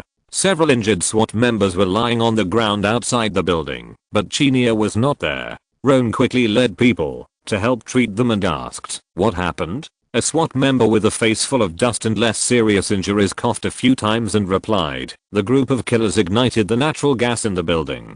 "Damn it.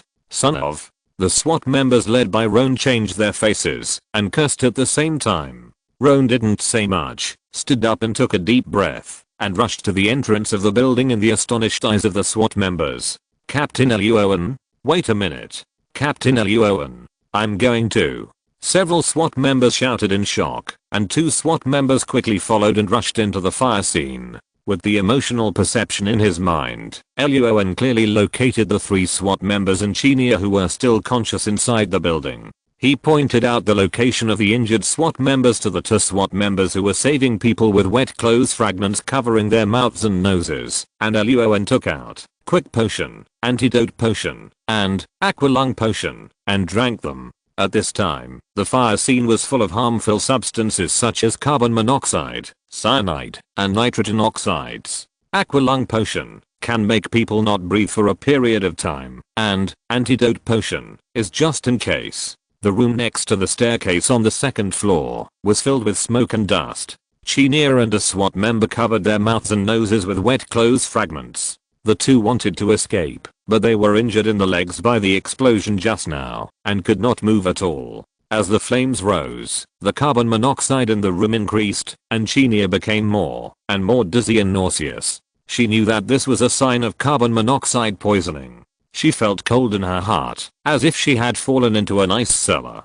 She wanted to struggle, but had no strength. Her consciousness became increasingly blurred, and her arms finally fell down.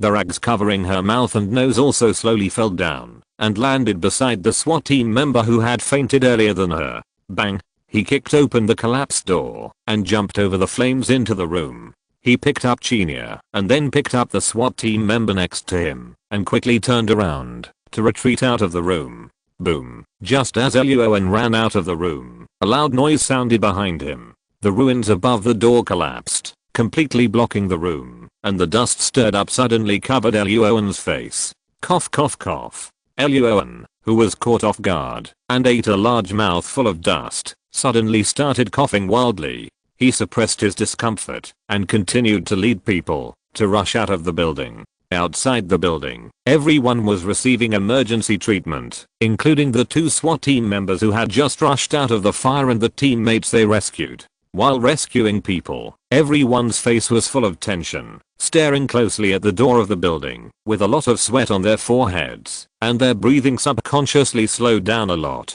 Whoosh! Suddenly, the flames at the door shook violently, and a black figure rushed out of the flames quickly, holding the unconscious Chenier in his arms, and carrying the unconscious SWAT team member on his shoulders. It was Ellie Owen. Put out the fire quickly. Save people. Save people. The people outside the building were shocked and excited, and shouted in surprise. Several of them hurried forward to take people from Ellie Owen, and several others took clothes and quickly put out the flames on Ellie Owen's body. Wow. After handing Chenier and the SWAT team member to others, Ellie Owen quickly took off the clothes on his body that were ignited by the flames. Except for a small burn on his shoulder, there was no major injury to other parts. Feeling a little tired, Ellie Owen sat down on the ground. While the SWAT team members next to him were busy treating Chenier and the other 4, they looked at Ellie Owen with admiration and worship that was difficult to conceal. Rushing into a fire to save people requires tremendous courage, and successfully rescuing people is almost like running around in front of death. Thinking of the scene of running out of the fire with people in their arms just now, the SWAT team members were extremely shocked. Captain Ellie Owen, your water. A SWAT team member walked up to Ellie Owen and handed him an unopened bottle of mineral water found nearby. Ellie Owen took it and thanked him. After taking a sip, he asked, "Have you found out the direction in which the killers broke out?" "Yes." The SWAT team member nodded and answered in a serious tone. "Just now when Captain Ellie Owen went to rescue people, our team members on the east side were attacked by the killers. They robbed several passers-by's cars and moved to the southeast." "Good." Ellie Owen nodded, took a few deep breaths and stood up. Another SWAT team member suddenly came over and handed an object to Ellie Owen, saying in a serious tone, "Captain Ellie Owen, this is the object that Agent Chenier was holding tightly in her hand when she was unconscious. She woke up briefly just now and handed it to us, but didn't say where she got it." Taking the item handed over by the SWAT team, Ellie Owen looked at the brand new 7.62x 51mm M40 sniper rifle NATO standard bullet. Ellie Owen's mouth curled up and revealed a smile. "It's okay, I know it." Ellie Owen's smile was sunny and his tone was kind, but the 2 SWAT team members' throats rolled, and they felt a chill coming on their faces. Wiping the dust on his face, Ellie Owen changed into a clean set of bulletproof vests and other equipment, put away the M40 sniper rifle bullets, and ordered, "You stay where you are for the time being, waiting to reunite with Agent Winslow, Agent Lacey and others. After reunion, go to the southeast together to surround and arrest the group of killers." The SWAT team member on the left was stunned for a moment. Team leader Ellie Owen, "What about you?"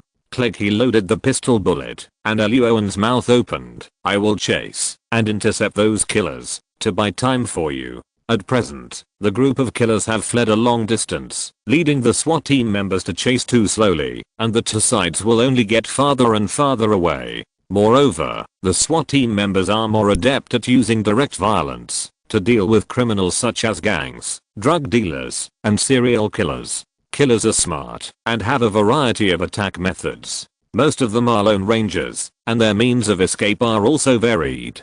SWAT team members always seem a little rigid when facing them. As for his own safety, Roan is not worried. He is not sure if he can defeat a group of killers, but if he just wants to leave, the group of killers will definitely not be able to stop him. After making simple arrangements, Roan watched Chenier and others being taken away by the ambulance, took a deep breath, started the sub and drove away. At the same time, on the road along the Delaware River in southern Philadelphia, several cars were chasing at high speed. Chapter 689. The triangle has stability. Damn these guys. In the black car in the front, a white woman with a spider tattoo on her wrist was kneeling on the back seat of the car, shooting wildly at the cars behind with a pistol. Bang, bang, bang. Because the car kept shaking from side to side, only half of the bullets hit the brown SUV behind. The white woman became even more angry and turned around to yell at the white man who was driving. Motherfucker. Roy, can you drive more steadily? Do you think I don't want to, Brenna? The blue-eyed Roy who was driving was also full of anger and shouted loudly, the guys behind us have been hitting the tires of our car. How can I drive in a straight line all the time? Fuck you.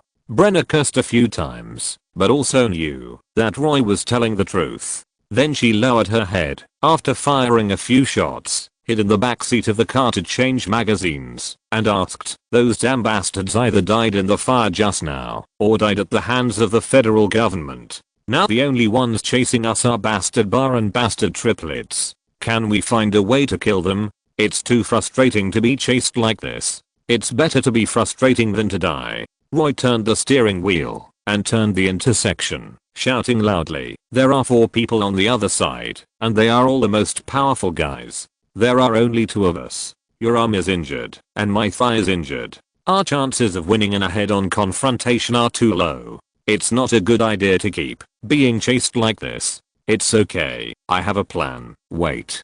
Before Roy finished speaking, a white car suddenly rushed out from another intersection and crashed directly into the black car. Boom.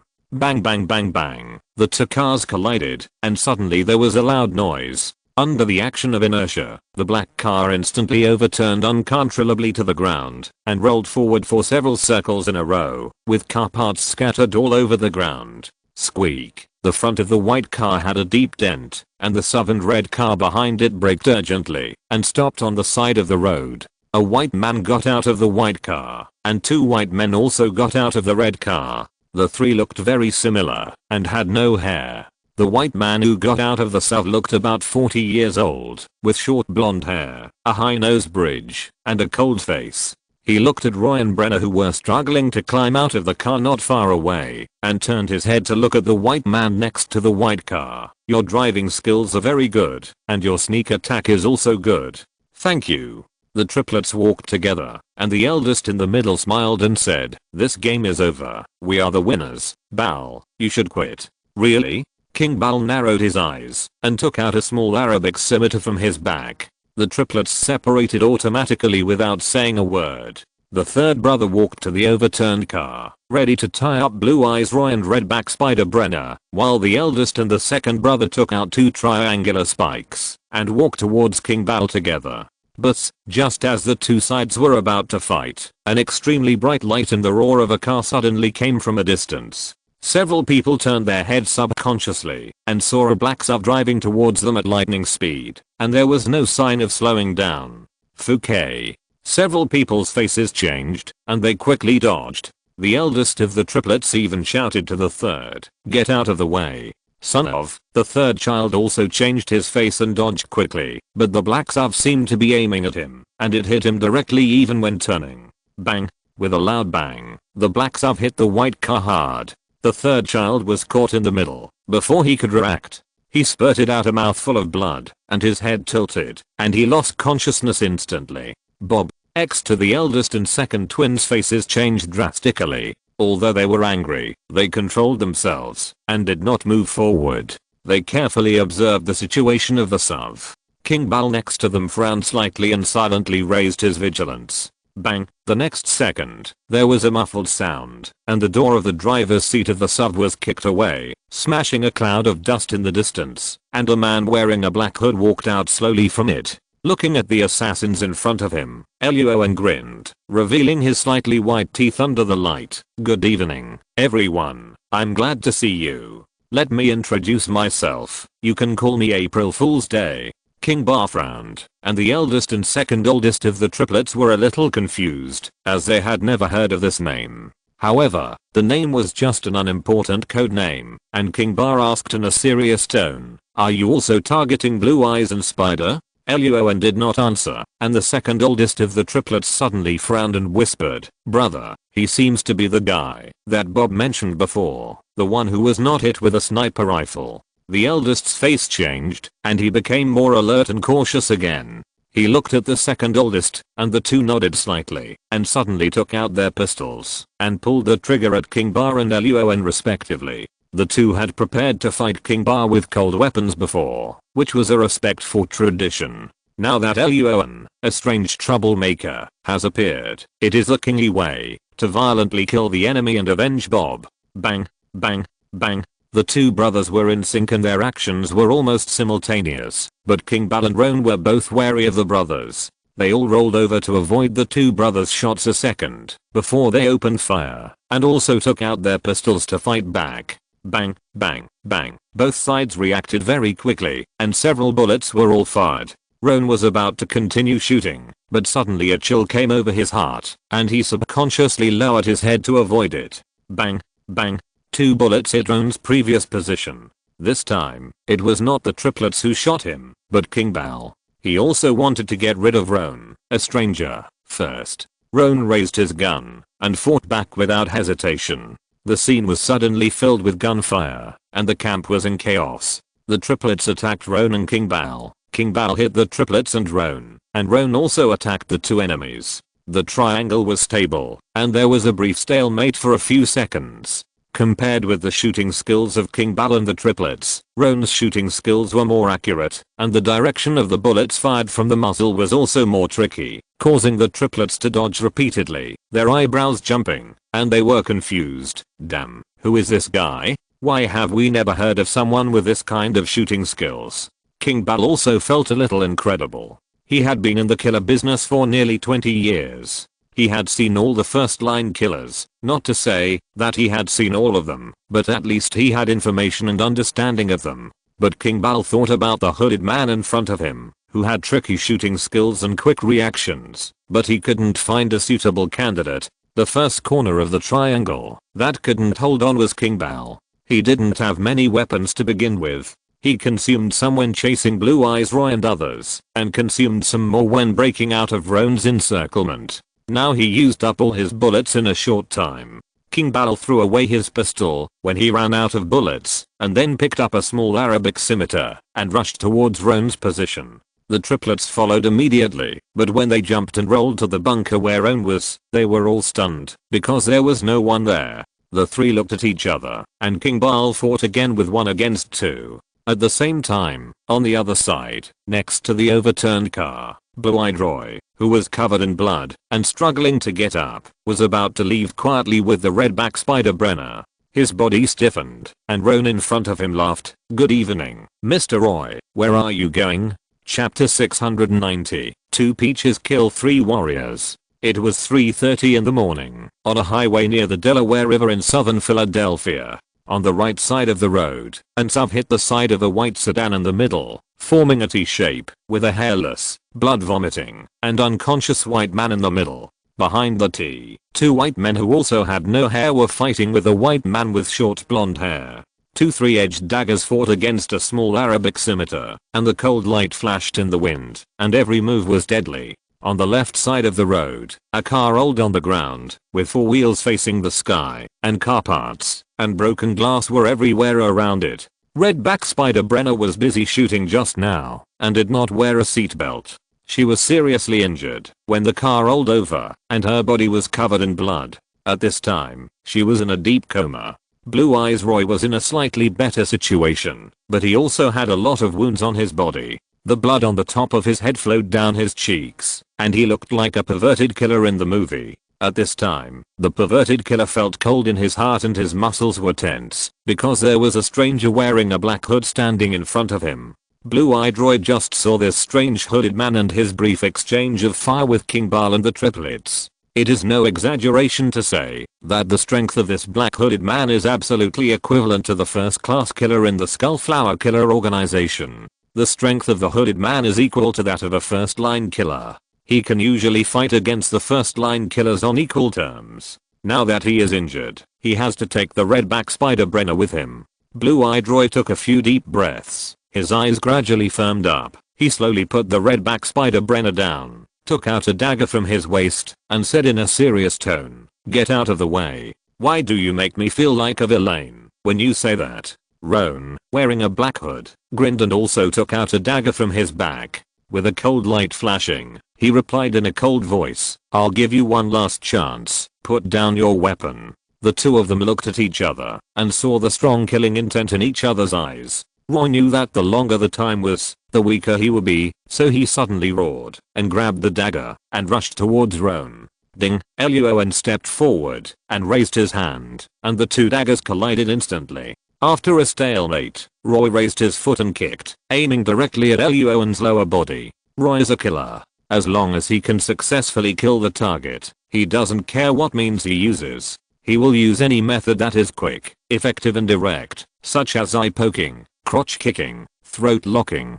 Leon's physical fitness is already good. He drank physical strength potion, detoxification potion, swiftness potion, and strength potion on the way to the car just now, and his reaction speed is far beyond normal. He quickly raised his knee to press against the opponent's thigh, and Leon turned his body to clamp the opponent's right arm that had not been retracted under his armpit. He clenched his right fist, tightened his arm muscles, and punched the opponent's stomach heavily. Bang! Roy raised his left arm to block, but he greatly underestimated Leon's strength. There was a dull sound when the muscles collided, and Roy's pupils suddenly shrank, and he let out a suppressed cry of pain and fell backwards uncontrollably to the ground. Roy quickly got up and took a warning posture again. He looked at his left arm that was shaking wildly, and his eyes were moved. He didn't understand why this masked man in front of him looked ordinary and not particularly strong, but he was so strong. After repelling the blue-eyed killer in front of him with one move, Leon's expression remained unchanged. He shook his dagger and prepared to move forward. The next second, Leon frowned slightly and lowered his head suddenly. While dodging, he raised his dagger and quickly slashed behind him. Swish! The sound of clothes shredding was heard. King Bao, who had failed in the sneak attack, dodged Leon's dagger and stood aside in a warning posture. Leon retreated a few steps and looked behind him.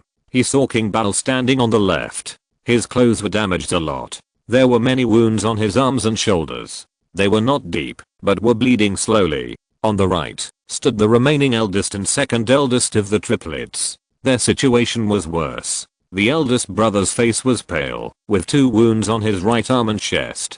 The second brother was breathing rapidly, with wounds on his left shoulder, cheek, chest, etc., and his clothes were stained red. King Ba, the triplets, Roy, and Leon stood in a corner, forming a quadrilateral, holding weapons in their hands and carefully observing the other 3 parties. How about a chat? After observing for a few seconds, Leon suddenly laughed out loud. Many things are just not enough price, not enough conditions. We can discuss a suitable plan, each taking what we need. There is no need to fight, right? Leon's purpose was to delay time. He calculated the speed and distance of Winslow, Lassie and others driving, and they should be here soon. King Ba, the triplets, Roy and others looked at each other, suddenly nodded, and then raised their weapons and rushed towards Leon. The reason they did this was simple. Leon was the only one who was not injured and had the best physical strength at the scene. He was the strongest, and killing him first was the best plan. Ding! Leon frowned slightly, took a step back, and blocked the weapons of several people. He guessed their thoughts. If he were in their place, he would do the same. Holding the dagger, Leon either swept horizontally or slashed up and down, repelling all the moves of the 4 people trying to kill him. As for the moves that attacked from the front, he used the dagger to counterattack the opponent mercilessly, slashing or stabbing, and every move was bloody. Bang! The first person to leave the battlefield was Roy. He was injured, and his movements became slower and slower. Later, he was kicked by Leon and hit the car door. He lay on the ground and didn't move. Fouquet. Damn it. Roy was kicked away, and the triplet brothers and King Bao's eyebrows jumped, and they became more and more frightened. At the beginning, they attacked Leon together. King Bao didn't use all his strength, mainly because he was afraid that the triplets would hold back. Later, when he had no strength, the triplets had the strength to deal with him. Like King Bao, the triplets thought the same, so they didn't use their full strength. The triplets even doubted whether Roy was kicked away because he couldn't beat him, or whether he wanted to save his strength and hide his strength and deliberately get kicked away. In the intrigue, the triplets suddenly found that something was wrong while they were fighting. Because Eluowen was more defensive when facing King Bal, and he kept attacking the two brothers. Nonsense, of course I'm going to hit you. A cold light flashed, and the dagger cut deep wounds in the abdomen of the triplets. Facing the two indignant faces, Eluowen smiled and said loudly as a matter of course, at this point, I won't act anymore. April Fool's Day, was the helper that King Bal called. King Bal. The two brothers. The three of them twitched their mouths, and of course they could see that Eluowen was lying. But as time went on, the wounds on the two triplets became more and more, but the wounds on King Bal were still the same as before. The dagger of Eluowen stabbed him in the shoulder again, and blood flowed from the wound. The second of the triplets had red eyes due to the severe pain. He roared angrily, kicked Eluowen away, raised the triangular thorn, and slashed at King Bal's back.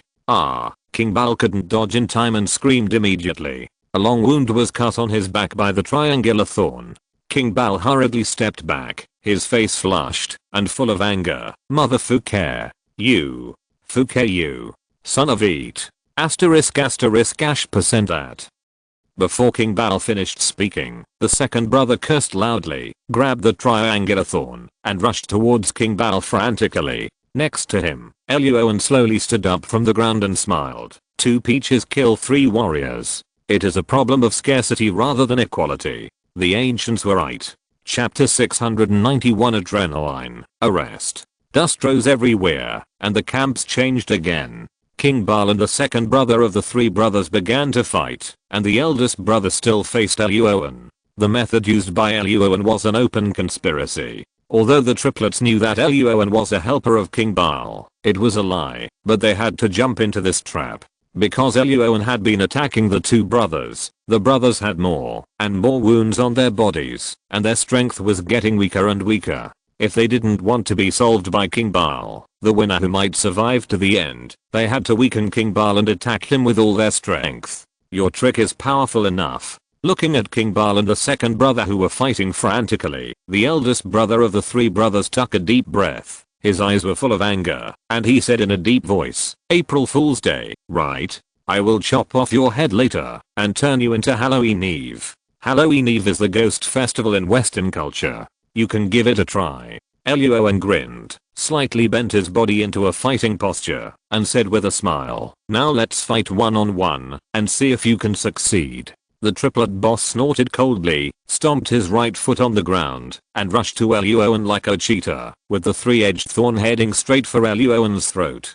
The 3-edged thorn was approaching. Eluowen rushed forward, raised his dagger to clamp the blade, and pressed his other hand directly on the arm of the triplet boss. With a low roar, Eluowen's right arm muscles moved, and his unmatched strength directly pressed the triplet boss to his knees on the ground, with his knees against the other's body, and suddenly bent his right arm outward. Crack. The arm was bent backwards, and the severe pain from the broken bones immediately made the triplet boss sweat and scream loudly. Eluowen took advantage of the situation to dodge the 3-edged thorn in his hand, and directly pierced his left arm in front of the shocked and horrified eyes of the eldest of the triplets, and then kicked him to knock him out completely. Swish. The next second, Eluowen frowned slightly, suddenly threw himself forward, and rolled on the ground, stood up and looked at the place where the sound fell, and found that it was a thin needle with a purple glow. Eluowen turned his head to look at the other side, and King Bal slowly stood up. Under his feet was the second of the triplets. His arms were chopped off, and he was lying in a pool of blood, his eyes wide open, and he had completely lost his breath. Seeing the eldest of the triplets knocked out by Eluowen, and dodging the poison needle he shot secretly, King Bal's eyelids twitched. He suppressed the shock in his heart, took a deep breath, and said in a deep voice, April Fool's Day, I admit defeats today. Blue Eyes Roy's yours, and I'm leaving. When did I ever say you can quit and leave? Eluowen picked up the thin needle, looked at the purple light on it, and raised his eyebrows. Neurotoxin? Or blood toxin? Sorry. King Bal apologized casually, and just as he was about to explain, he suddenly heard the sound of a car, and a cloud of dust rose in the distance. Seeing this, King Bal immediately said, April Fool's Day, the group of people from the federal government are here. We don't need to King Bal stopped suddenly in the middle of his words, frowned and looked gloomy, looked at Eluowen and said, "Are you from the federal government?" King Bal's words were questions, but his tone was affirmative. Without waiting for Eluowen to answer, he suddenly raised his hand and shot all the poison needles in the small Arabian scimitar at Eluowen, then turned around and ran quickly to the car not far away, intending to leave. King Bar knew the advantages and disadvantages of the killer deeply, and he had many wounds on his body now, so he did not intend to confront the federal government head-on. Bang! As soon as King Bar ran to the car, Eluowen dodged the poison needles and quickly moved to his side. He kicked the open car door closed and said in a serious voice, "I said, you can't leave." Seeing Eluowen's movements and speed in dodging the poison needles, and then seeing the wounds on his body and the physical strength that was much less than before, King Bar's back was instantly soaked with cold sweat. Before, he and his two brothers fought against Eluowen alone. Although they were holding each other back, Eluowen's strength was still strong enough, otherwise he would have died in their hands long ago. Seeing the dust getting closer and closer in the distance, King Bar's eyes flashed with a fierce look, stepped back a few steps, took out a small needle from his pocket, and stabbed it hard into the outside of his thigh. After the fight just now, Eluowen also had several not so deep wounds on his body. King Bal's actions made him frown slightly. Adrenaline? King Bal did not answer. After the injection, his face instantly turned red. With a low roar, he picked up the three-edged thorns of his triplets and stabbed Eluowen quickly. Ding! Eluowen raised his dagger to block the three-edged thorns. King Bal continued to slash, moving quickly from left to right, and burst out with an extremely powerful sound of breaking through the air, carrying amazing destructive power. The sound of breaking through the air was raging and interlaced, stirring the air to form a series of harsh sounds. While dodging, the three-edged thorns passed through the car next to him, leaving cracks on the car in an instant. Facing King Bal's increasingly fast attack speed, Eluowen's expression remained unchanged. While dodging, he kept looking for opportunities to counterattack. The dagger blocked the three-edged thorns at the moment, and took advantage of the situation to clench his left fist, and rushed forward fiercely, hitting King Bal's chest heavily. Bang! The sound was like thunder in King Bal's chest. The intense pain caused by the terrifying force made King Bal's eyes bulge. Before he could fight back, Eluowen immediately raised his thigh and swept it horizontally, kicking King Bal out directly. Boom! King Bal flew backwards and hit the side of the car heavily, forming a visible dent. The aftermath spread out, blowing the dust around into a mess. In the dust, King Bal stared at Eluowen with his eyes fixed on his face, full of unwillingness. He struggled to get up with his right hand leaning on the three-edged thorn, but finally spit out a mouthful of blood, and his body softened and fell forward. It happened to hit Blue Eyes Roy's back. Roy, who had been lying on the ground pretending to be dead, saw everything behind him. When King Bal fell, he hit the wound on his body, but he didn't say a word. The development of things far exceeded Blue Eyes Roy's expectations. He was now very sure that he could not defeat Eluowen, so he might as well continue to pretend to be dead, try to reduce his presence, and find a way to escape from behind. After Winslow and others arrived at the scene, Roan waved his hand and said, "Clean up the scene. There's a guy pretending to be dead over there. Get some more handcuffs and cuff them tighter." Seeing Roy being pulled up and handcuffed by the SWAT team with a look of astonishment and at a loss, Roan grinned. He used emotional perception to see people. Roy's various emotions were very active, and in his perspective, they were more conspicuous than light bulbs. The SWAT team members arrived at the scene and were shocked to see the scene here. They had fought with these killers before and understood how difficult these killers were. Unexpectedly, these people were defeated by team leader Roan alone in the end. The SWAT team members looked at each other and saw the disbelief and admiration in each other's eyes. Hearing Roan's order, the SWAT team members immediately rushed forward and began to deal with the scene carefully and seriously. Winslow and Lassie suppressed their shock and quickly ran to Roan, their faces full of tension. "Roan, are you okay?" "I'm fine." Lassie took the emergency treatment medicine and began to treat Roan's wounds. Roan smiled and asked, "How is Chinal?" Winslow breathed a sigh of relief and replied, "The hospital said she is fine and just needs to rest for a while."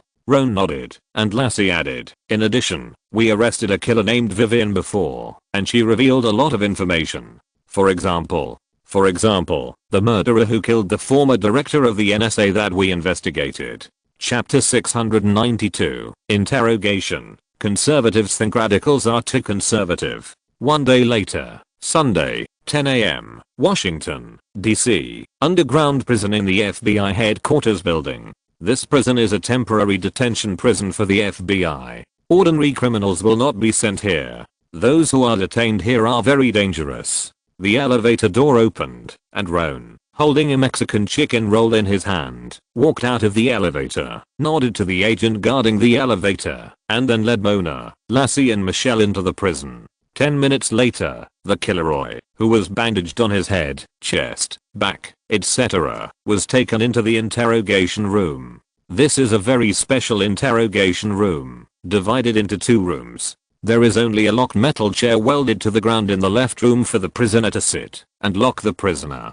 The right room has a normal long table and chairs for the interrogators to use. There is a wall and double-sided glass between the 2 rooms. The purpose of this design is to be on the safe side and to ensure the personal safety of the interrogators. Roy, who was locked in the metal chair, was speechless after learning the design of the room. The person interrogating me across the table is much more dangerous than me, so he should be sitting here. In the interrogation room, Mona, Michelle and Lassie all sat down, took out paper, pens, and computers and began to prepare.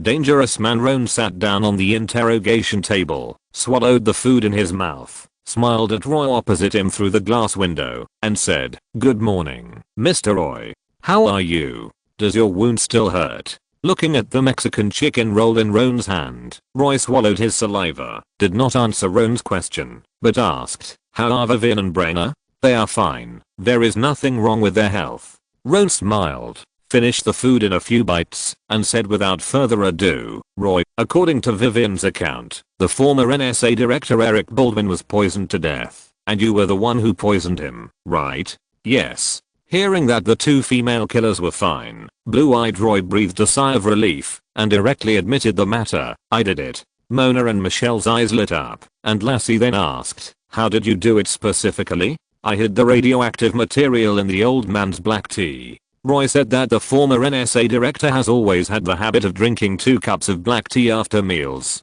So he disguised his identity and sent a few bags of high-end black tea to the wife of the former NSA director.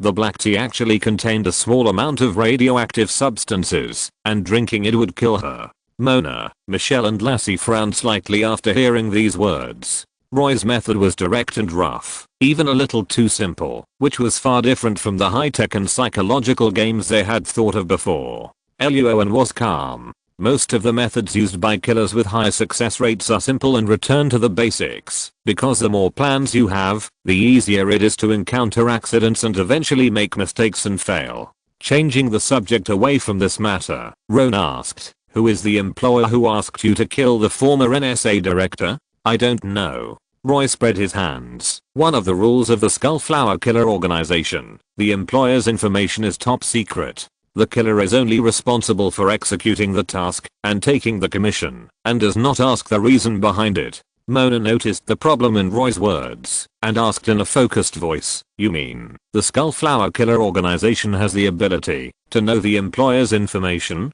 Lassie suddenly realized, "So you led people to destroy 3 customer service centers in succession to track down the employer's information?" Roy shook his head and denied, "No, I did it for revenge and to find out the truth." Roy said that shortly after he completed the task of the former NSA director, he received a message that his former agent, Old Webber, was tortured to death. On the way to Old Webber to investigate, Roy found that several of his killer friends had also died inexplicably recently. Then Roy received a call for help from his friend, Undead Kyle, saying that someone was chasing him. Roy rushed there to rescue Undead Kyle, and during the battle, he found that the people who attacked were all killers from Skullflower. In addition, I remembered one thing at that time. Roy's face was gloomy, and he said, "When I was doing the mission of the former NSA director, I found that there were other killers. At that time, I thought it was a saturation assassination required by the employer.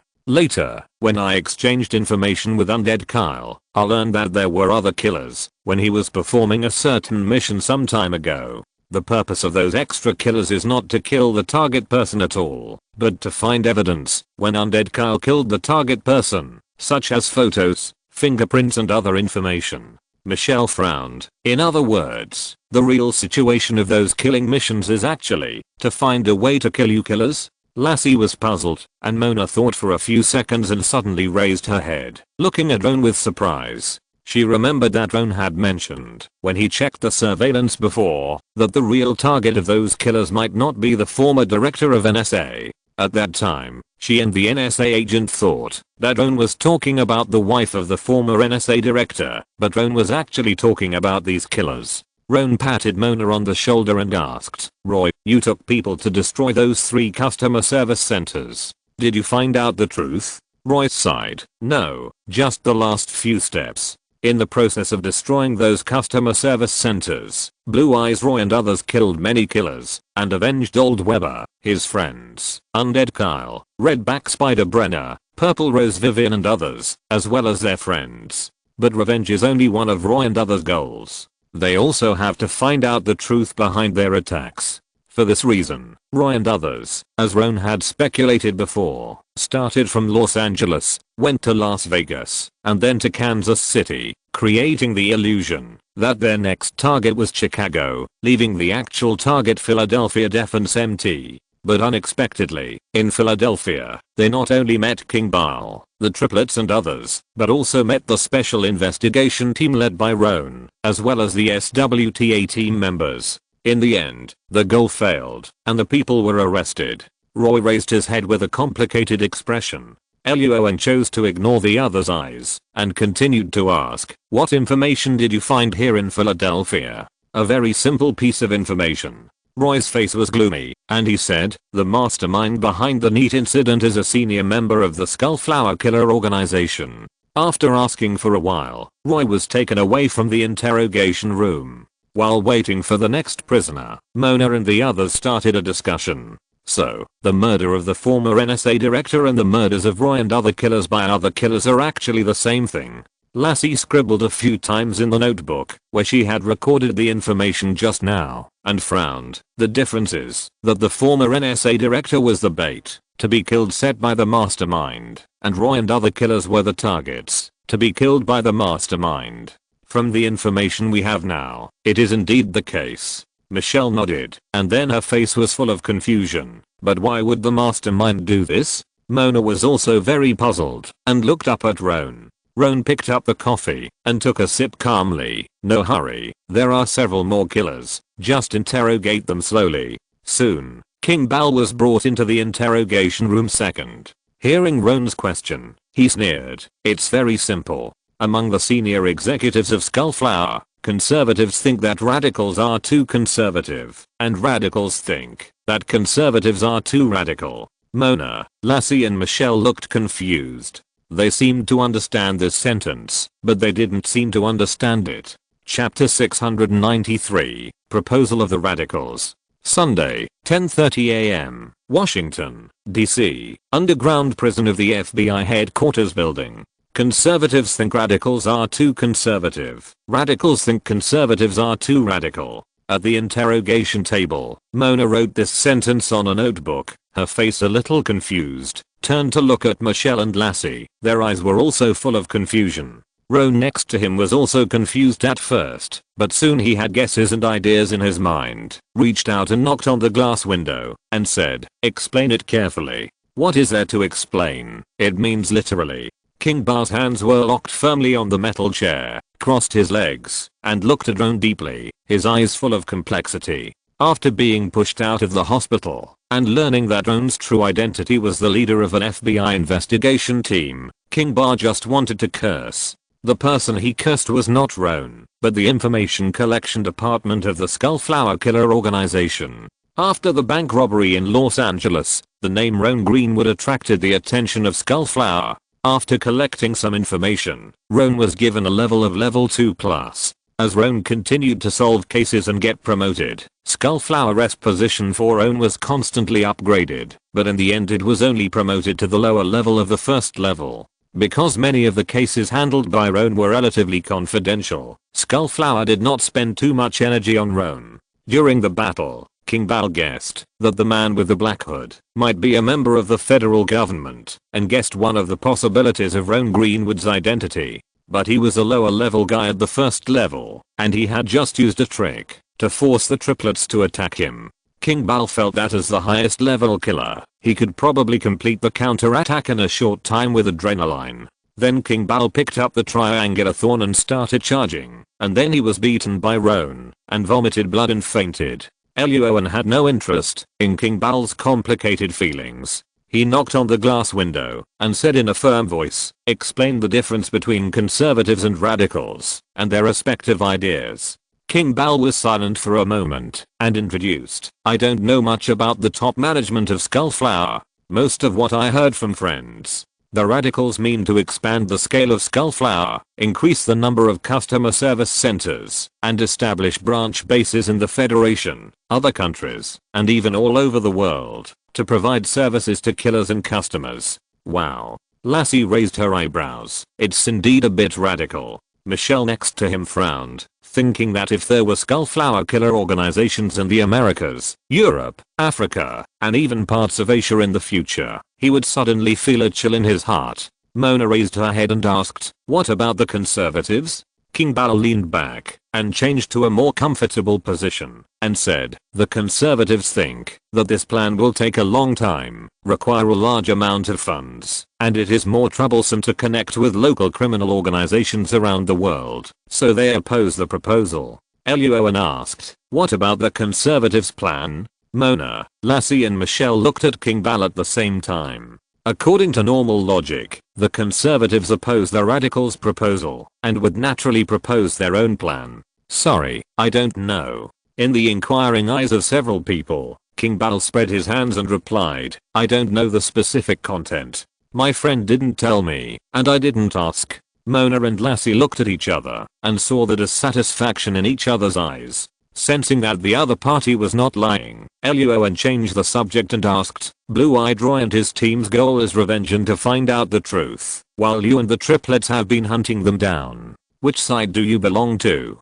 Radical or conservative? I'm neither. I just want to make money. At this point, King Bal's eyes flashed with a barely perceptible loneliness, and he said, I'm already in my 40s, and will soon be 50, and the line of assassin is no longer suitable for me. Some time ago, some of our frontline assassins received a secret message that they had successfully arrested and killed Blue-Eyed Roy and others, and each head was worth $10 million US. So we all started to hunt them down. $10 million US? Mona's expression was stern, and Lassie and Michelle's faces changed slightly. Such a high value means that Blue-Eyed Roy and others must have something very important to the mastermind behind the scenes. But when interrogating Blue-Eyed Roy just now, he didn't seem to get anything very valuable. Mona and the other two looked at each other and fell into deep thought. Luoan thought for a moment and asked, do you know the identity of any senior executive of Skullflower? I don't know, but I know who knows. At the critical moment, King Bal decisively chose to sell people. He was drenched by the rain, so he had to take down the umbrellas of others. Luoan waved his hand and asked Mona and the other two to write down the following information. Then he interrogated him for a while and confirmed that there was no other useful information. Then Luoan asked someone to take King Bal away. By the way, I have a personal question I would like to ask you. Before King Bal was taken away from the interrogation room, Luoan suddenly thought of something, knocked on the glass, and asked with a smile, if you make that 10 million, have you thought about how to spend it? Like in the movies, find a place to open a bar or a cafe, and then get married, and have children to spend the rest of your life. Moan looked at Luoan with some confusion, and Lassie and Michelle were also puzzled, not understanding what Luoan meant by this question. I did have this thought. King Bal smiled. He didn't mind answering this kind of question. He nodded and agreed with Luoan's guess, and added, but to be honest, 10 million is still too little. Even if you have accumulated it in the first half of your life, it is not a good thing to live off it. so I plan to invest this money in the stock market and wait for the federal real estate to appreciate and make money. King Bal was taken away, and Ellie Owen's eyelids twitched. It was now June 2006, and the wave of the subprime mortgage crisis had already blown up.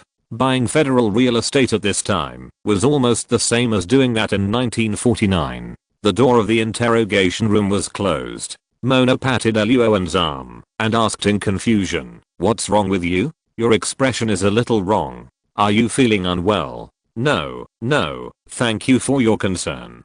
Ellie Owen came to his senses and smiled. As he walked out, he said, "To be honest, although I put King Bal in jail, he should actually thank me. In this magical country of the Federation, it is better to go to jail than to go bankrupt." X3 Several women looked puzzled, not understanding Ellie Owen's joke. Ellie Owen did not explain, but changed the subject. "Have you found the person who King Bal just provided who knows the identity of the senior executives of Skullflower?" "We have found him." Mona nodded, opened her laptop, and introduced. "The FBI internal database shows that this guy's public identity is one of the managers of a private equity fund." "Good." Pressing the button to close the elevator, Ellie Owen smiled and said, "Bring this manager back. I want to talk to him." "Okay." It didn't take long to arrest the manager of the private equity fund.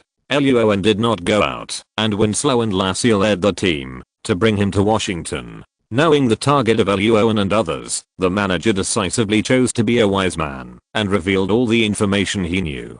Looking at the information about the senior executives of Skullflower, provided by this good teammate, Ellie Owen nodded with satisfaction and waved his hand. Catch him. Chapter 694 Arrest. Ellie Owen is threatened. Wednesday, in the northeast of the Union, Pennsylvania. As one of the 13 states of the Union, Pennsylvania has been known for its religious freedom and political democracy since its establishment, and has a great influence in North America. In the short history of the Union, many important chapters were written in Pennsylvania. The state is located in the middle of the 13 states, and played a backbone role in the early days of the Union's independence, so it is called the Keystone State. At 10 a.m., Ellie Owen led the special investigation team and arrived in Harrisburg, the capital of Pennsylvania. In the fast-moving 8-seater MPV, Mona held a laptop and showed everyone a photo of an old white man. Introducing. According to the manager's account and the information in the FBI's internal database, we can confirm that this wealthy man named Chris Modi is the founder of the Skullflower Killer organization. Beside Mona, NSA female agent Elise tapped on the keyboard a few times and then introduced Modi Norman. He is 62 years old this year. The NSA database shows that he immigrated to the Federation. When he was young, he made his first fortune by buying and selling used cars. Later, he set up a company and his business spread all over the Federation. His wife died early, and he has only one daughter. Judging from the text alone, there is nothing wrong with Modi Norman, but his financial situation is a little too normal. This person is definitely not simple. Mona rolled her eyes a little, and Lassie, who saw this scene, chuckled, and Michelle reached out and patted her lightly a few times. Roan, who was sitting in the passenger seat, nodded. As soon as he heard the name Modi, he knew that the other party was definitely not simple, and asked loudly, "Michelle, how is the local SWAT situation?" "We have contacted them." Michelle immediately replied, "We can start the action at any time." "Good, let them go now." Roan patted Winslow, who was driving, and said, "Turn left at the intersection ahead. We will go directly to this Modi's house." "No problem." Winslow nodded heavily. The red light turned green, and the MPV immediately turned left and moved forward quickly. 10 minutes later, the MPV and 2 SWAT transport vehicles met smoothly on the outskirts of a villa area in the suburbs of Harrisburg. After briefly introducing their identities and changing their equipment, Roan turned his head to look at Mona, who was sitting next to him. Mona was sitting in the car and typing quickly on the keyboard, her brows furrowed. "Sorry, Roan. There is a problem with the surveillance in this area. They may have been physically solved by someone, and I can't find anything. No matter how powerful the hacker is, he still needs power and network cables. Physical means have always been the most effective, and also the most helpless method for Mona." "Okay." Ellie Owen's expression remained unchanged. He turned around and ordered, Winslow, Lassie, you lead a team to surround from the left, and I will lead a team to surround from the right. Move quickly. If there is resistance, just shoot them. Understood. A group of agents and SWAT team members responded in unison, formulated an action plan, and immediately began to move quickly towards the target villa. This is a villa with a very large area. In addition to the large house in the center, there are large areas of lawns and trees around, and even a swimming pool that is almost as big as the villa. When they arrived at the edge of the villa, Eliowen's face changed as he was moving forward. He suddenly raised his fist to signal everyone to stop. The SWAT team members quickly stopped moving and carefully observed the surrounding high places, but they found nothing. They all looked at Eliowen in confusion. Eliowen carefully took a few steps forward, bent down and pushed aside the bushes outside the villa, and a thin silk thread appeared in front of the SWAT team members. The SWAT team members looked at Eliowen with surprise. Eliowen carefully bypassed the booby trap at the end of the silk thread, pressed the communicator, and whispered, Lassie, Winslow, be careful on your side. There are booby traps around the villa. Understood. Winslow and Lassie on the other side of the villa looked stern, slowed down their forward movement and carefully observed the low trees, and indeed found several booby traps. Fortunately, Winslow, Lassie and a group of SWAT team members all breathed a sigh of relief, looked at each other, and saw the relief in each other's eyes. The two teams quickly surrounded the villa and confirmed that they had arrived at the designated location. Eliowen immediately pressed the communicator and ordered, start the action. After the voice fell, no one answered, and the two SWAT action teams rushed out together. The first team member held up the explosion-proof shield, and the team members behind him followed closely, moving quickly towards the central house. FBI. FBI. Open the door. Bang. Put your hands up. Drop your weapons. Drop your weapons. After opening the door of the villa, the SWAT team members immediately saw several guys holding pistols in the living room. While shouting warnings, seeing that the other party was still preparing to shoot, the SWAT team members immediately pulled the trigger without hesitation. Bang, bang, bang, bang, bang, bang, bang. Put your hands up. Put them up. Drop your weapons. Get on the ground. Gunshots, shouts, begging for mercy and screams instantly resounded throughout the first floor of the villa. Eliowen ignored those people, waved his hand, and followed the other SWAT team members to quickly walk to the second and third floors. The rooms on the second floor were empty, and gunshots suddenly came from the third floor. The communicator also rang with the loud shouts of the SWAT team members. There are enemies on the third floor. The other party is shooting. Be careful.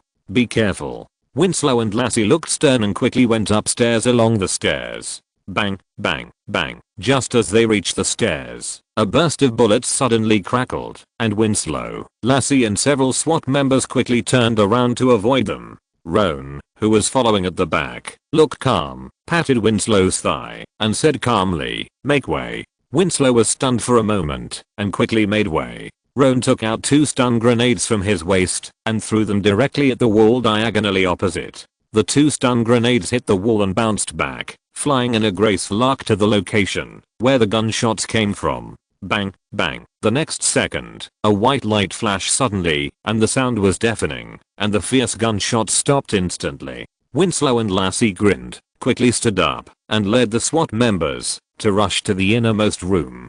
Don't move. Put down your weapons. Get down. Get down. Roan followed behind and walked into the room slowly. As soon as he entered the room, he smelled a strong smell of blood. Turning his head in the direction of the smell of blood, he saw an elderly white man in a high-end suit with a gunshot wound in his forehead, his eyes wide open, and lying in a pool of blood. The face of the elderly white man was exactly Modi Norman, but the one who killed him was not the SWAT team. Roan frowned slightly and turned to look at the SWAT team members on the side. Under them were 3 men and 1 woman who were struggling. Roan waved his hand, and the 3 men and 1 woman were immediately pulled up from the ground by the SWAT team. The woman glared at Roan and said in a firm voice, "Let me go." Roan smiled and asked, "Who are you?" "My name is Sophia Norman." Roan suddenly realized that when the NSA female agent Iris introduced him, she said that Modi Norman's wife died early. He had not remarried for many years, and he only had 1 daughter. The daughter's name was Sophia Norman. Just as Luoan was about to continue speaking, he suddenly noticed a pistol on the ground. Lassie picked up the pistol and handed it to Luoan, whispering, "I just snatched it from this woman." Luoan nodded, carefully checked the pistol, and looked back at the body between Modi Norman's eyebrows, and suddenly grinned. Winslow and Lassie next to him also noticed Luoan's actions. After observing carefully for a few seconds, their faces changed slightly, and they looked at Sophia in some astonishment. "You killed your father?" Sophia snorted coldly, and did not answer. She looked at Luoan and repeated, "Let me go, or you will die." If you're listening to this novel on a channel other than Fanfic World, it means they downloaded and uploaded it without effort. We cordially invite you to visit our channel, Mundo Fanfic Novelos. There you'll find the original version of this story and you can explore many other novels of various genres. We're waiting for you to immerse yourself in a world of incredible novels.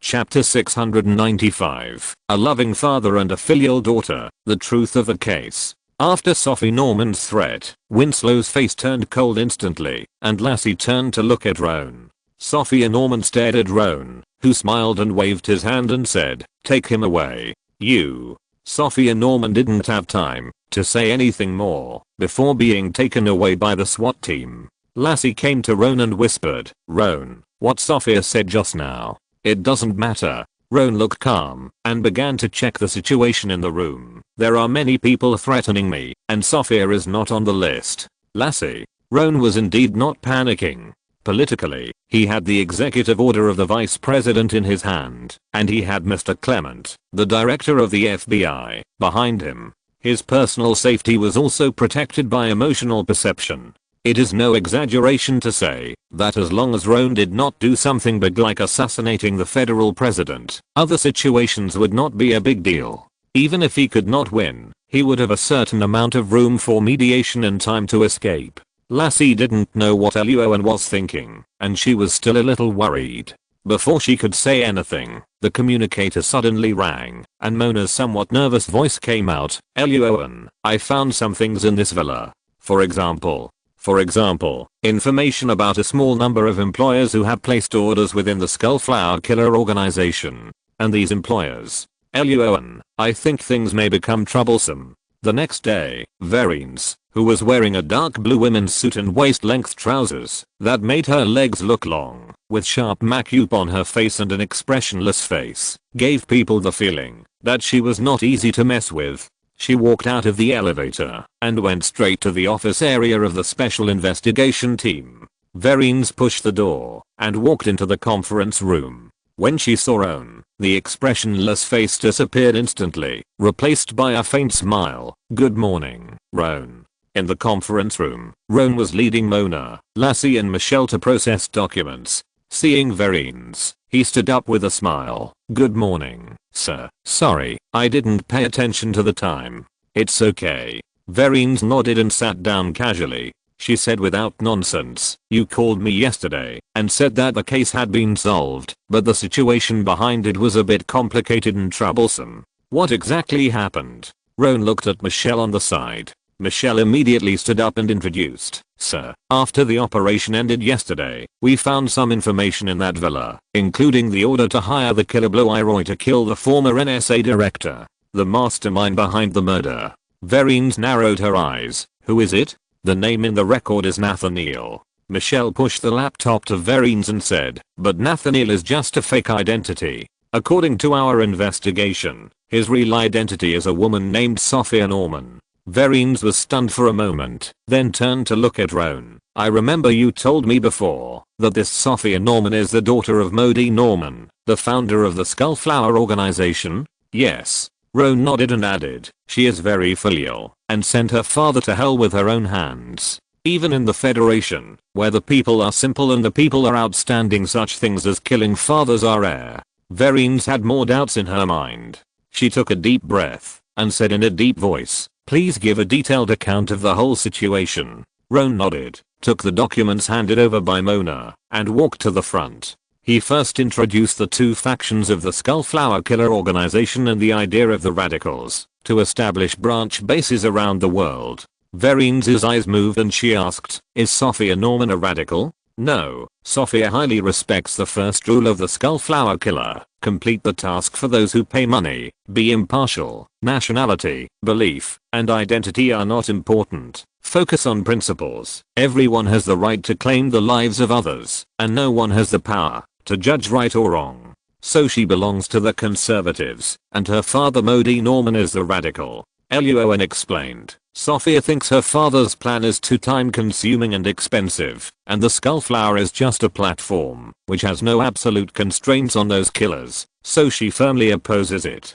In her plan, she feels that there is no need to expand the scale of Skullflower, but to make the Skullflower Killer platform bigger and stronger, and to achieve formal, industrialized, and standardized management and operation. Unified management of killers, unified issuance of orders, let everyone know about Skullflower, let everyone have the right to pay money, to claim the lives of others, achieve equality for all, and deeply implement the freedom and democracy advocated by the Federation. The conference room was silent. Vereen's eyelids twitched, and Mona and Lass's mouths twitched. Even though they had known this before, they were still very speechless after hearing it again. Although Sophia's thoughts seemed outrageous at first glance, they were indeed outrageous after careful consideration. But Luohan was very calm. He could understand the reason why she had such thoughts. Having lived a life of luxury since childhood, she was overwhelmed by the pressure of a wealthy life, and her energy could only be focused on eating, drinking, playing, and doing whatever she wanted.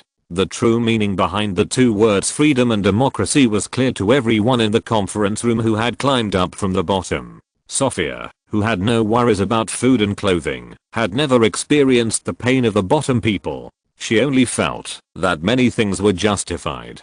Being poor was your own problem, because you didn't work hard, and she believed in the ideas of freedom and democracy. Although Vereen's also had a family background, her identity as a woman had caused her to encounter many setbacks, and she had also seen the meaning behind freedom and democracy. Suppressing the thoughts in her heart, Vereen's asked, did Sophia kill her father in order to seize power and usurp the throne? This is one of the reasons. Luohan nodded, opened Mona's notebook, took out a piece of paper, and handed it to Vereen's, saying, while handling the body of Modi Norman, the trace examination department accidentally found his DNA, which matched the DNA of the missing and dead agent reported in a certain NSA mission 32 years ago. We can't find out what happened in the NSA mission 32 years ago, but the information we can find shows that the former director of the NSA was also a participant in that mission. After the mission ended, Modi Norman changed his identity, and his wife died of cancer. Sophia couldn't convince her father to carry out her plan, so she wanted to kill him. She disguised herself as a fake identity and hired a killer from Skullflower to kill the former director of the NSA to avenge her mother. At the same time, she tried to use this incident to attract the attention of the NSA and use the NSA to crack down on her father's influence in Skullflower. Undead Kyle, Redback Spider Brenner, they and their friends have all carried out similar killing missions, and the targets of the missions killed are also members of various departments of the federal government. The people who ordered these killing missions were all Sophia, all in order to attract the attention of the federal departments, through the hands of others, to weaken her father's power in the Skullflower, and finally seize power. Vereen's frowned slightly. Didn't Modi Norman notice his daughter's actions? He found out and reacted. Roan closed the folder. Modi Norman not only imprisoned Sophia, but also spent a lot of money to reward King Bal and others, asking them to kill Blue Eyes Roy, the killers who killed members of the federal government departments. The destruction of 3 customer service centers and the war between Blue Eyes Roy and others are the manifestations of this matter. Unlike Sophia, Modi Norman understands the bottom line of the top leaders of the federal government very well, and also understands the true power of the state machine very well. So he just wanted to send the heads of these killers out quickly, contact some high-level people, get over this hurdle, let the Skullflower organization continue to exist, and then educate Sophia, his useless daughter, afterwards. But Modi Norman overlooked one thing. The killer's rules were originally made by him to control those killers. They were the weapons in his hands. As time went by, this weapon completed its mission, and became the belief of many killers. But Sophia also believed in these, and the daughter of the weapon maker also believed in this weapon. With the help of her men, Sophia escaped from captivity. She firmly believed in the impartiality principle and the first rule of the killer's rules. After arriving at the villa, she shot her father Maudie Norman in the head. After hearing this story of a loving father and a filial daughter, Verine's face twitched and she asked, "How did you get these things from the interrogation?" "Sophia has a good subordinate." Owen smiled and said, "He is one of the subordinates we arrested in the villa. He is Sophia's confidant, but he didn't want to spend the rest of his life in prison, so he told everything." Verines nodded and asked, "What is the trouble you are talking about?"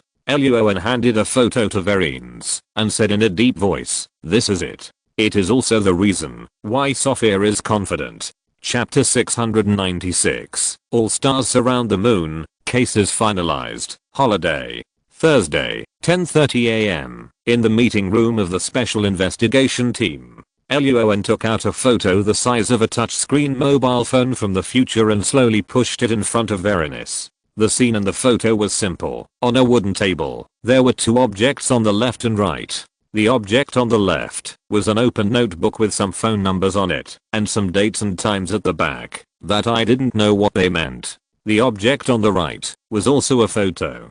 The person in the photo was very similar to the person in the White House, but he was much younger, looking about 30 years old, and the content of the photo, the moon surrounded by many stars. Verine's eyelids twitched, and her face changed instantly. She slapped the photo and turned it upside down on the table. She glanced at the people in the conference room, looked at Owen with a serious face, and asked, "Who has seen this photo?" Mona, Lassie and others were on the other side of the conference table, far away. Owen shook his head and stepped forward to block Verine's sight. "Only me, sir. During the operation yesterday, Mona only found some employer information in Sophia's computer that had placed orders with the Skullflower organization. The photo in Verine's hand was found by Owen when he sorted out the information later. Owen had heard about that young man who was not doing his job properly and acted recklessly. In the end, he had a great enlightenment and ascended to the throne with his hard work of 3 attempts and 3 defeats, but never gave up, as well as his family background and the help of his father, the president. But seeing this photo, Owen admitted that he was still too young and lacked imagination. Knowing that the things behind it were too involved, Owen had always kept this photo firmly in his hands, and no one else in the special investigation team had seen it. After hearing what Owen said, and seeing his serious expression, Verines felt a little relieved, but still asked seriously, "Is this Sophia's trump card?" "High probability." Owen nodded, and out of caution, he added, "I'm the only one who has seen the photos, so the numbers in the notebook have not been investigated yet." Verines stood up and looked at Owen with a serious face. "This case ends here. I will be responsible for the rest of the matter. Your investigation team only needs to complete routine procedural work. Understand?" "Okay, sir." Owen nodded and whispered, "Sir, be careful." Verines gave Owen a reassuring look, carefully took the photos and some documents, turned around and quickly left the meeting room under the protection of Winslow. The door of the conference room was closed. Mona, Michelle and Lassie looked at each other. Although they were a little curious, they all tacitly did not mention the photo. Instead, they asked, "Roan, what should we do next?" "As usual, we should do what we should do." Roan smiled and stretched his body lazily in his chair. "Anyway, the direct murderer of the former NSA director's murder case, Blue Eyes Roy, has been caught by the special investigation team. The case has been solved, and the credit has been won. What to do with Sophia Norman next is a political matter. As for political matters, Mr. Clement is more experienced. Roan believes that this big man will protect him and will not treat him badly." Mona breathed a sigh of relief and put down the big stone in her heart. Michelle picked up the file and prepared to continue working. She believed in Roan. Since Roan was sure, there would be absolutely no problem. Lassie rolled her eyes and thought for a while, then walked around the conference table and approached Owen, smiling and whispering, "By the way, the Skullflower Killer organization platform was severely damaged after this incident, but those killers still exist. What should we do with these people?" Follow the FBI rules, integrate the killer information, upload it to the FBI database, and decide whether to issue a wanted notice based on the situation. Leon spread his hands. Killers and prostitutes are industries that have existed since the birth of mankind.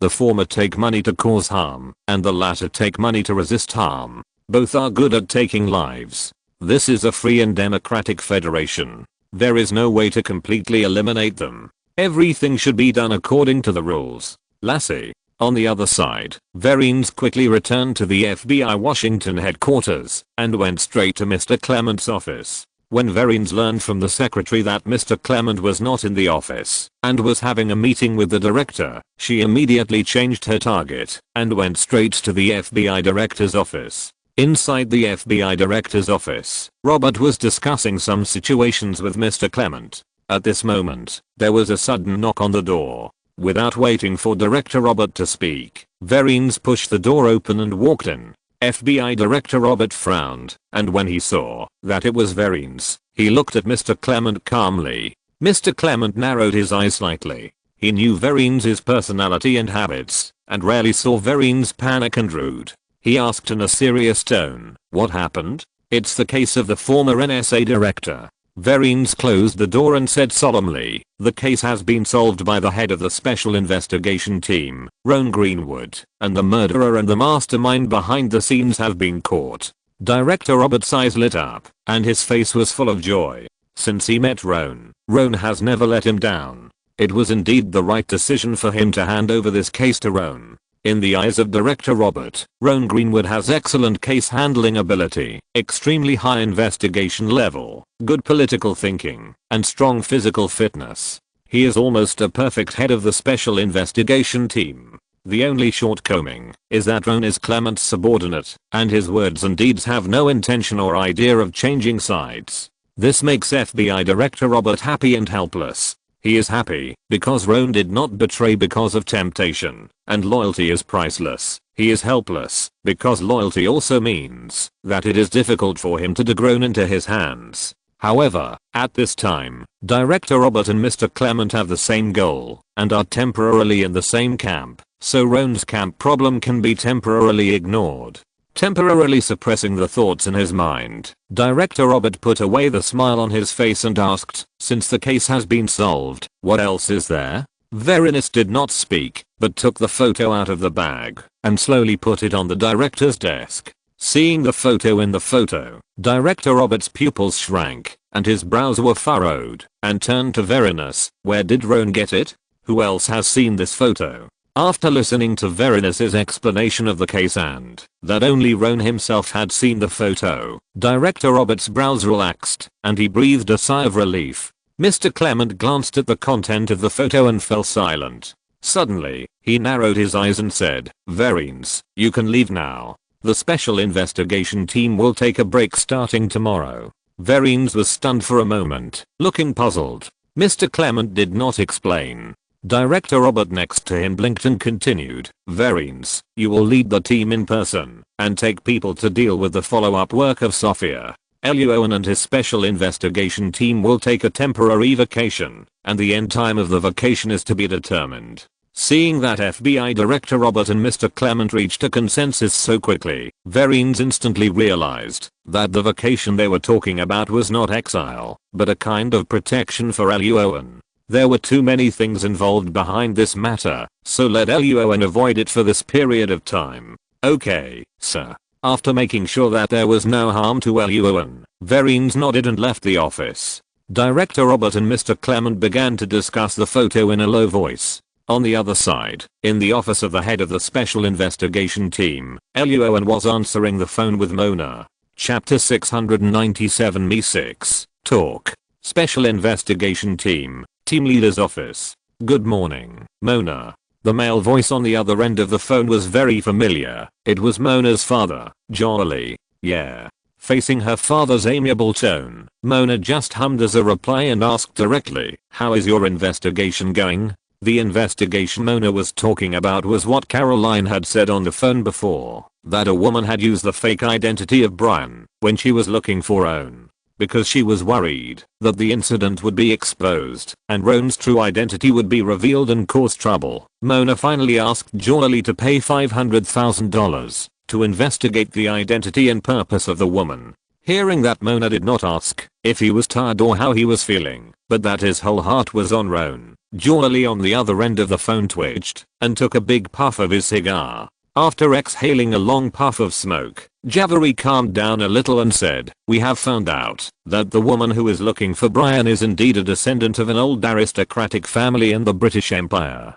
Mona's eyes lit up, and she looked at Eluowan, who was standing next to her and making coffee for her, and smiled. "So, is there any problem with that woman?" "No." This one word froze the smile on Mona's face instantly. Javari continued, "There is no problem with that woman's aristocratic identity, but she is not just a descendant of aristocrats. In addition, she also works in the British government behind the scenes. You should be familiar with the department she works in, Military Intelligence, Section 6, referred to as MI6. Mona's throat rolled, and her face changed. Her eyes were full of tension, and she asked hurriedly, "What do you mean?" "MI6 found out that Eluowan is Brian." Eluowan walked over slowly, stretched out his hand to hold Mona in his arms, handed her the coffee, and smiled. "Don't be nervous, relax." Eluowan was not actually worried about the British Empire's MI6. The 007 in the movie was handsome and powerful, but in the real MI6, some technical experts were poached by companies such as Microsoft and Google.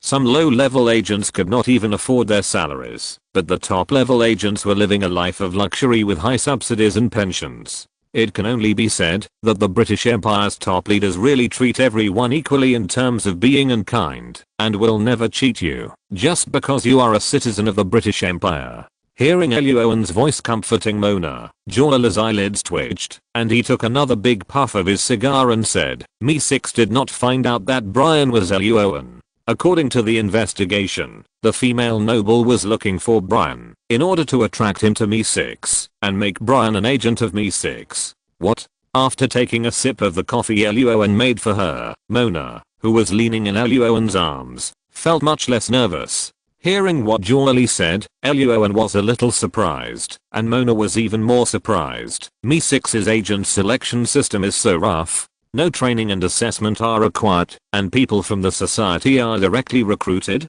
Under normal circumstances, recruiting agents does require a series of formal procedures such as assessment and training to prevent traitors. Jolie on the other end of the phone laughed and said, "But that woman is a noble. You know, some nobles in the British Empire look down and out, but their actual power still exists. There have always been nobles in agent organizations such as MI5 and MI6. They have the power to exercise their privileges and recruit and recommend candidates for agents." Mona covered her forehead speechlessly. The national organization has become a battlefield for nobles and non-nobles to fight for power and profit. She finally understood why MI5 and MI6 are becoming more and more useless.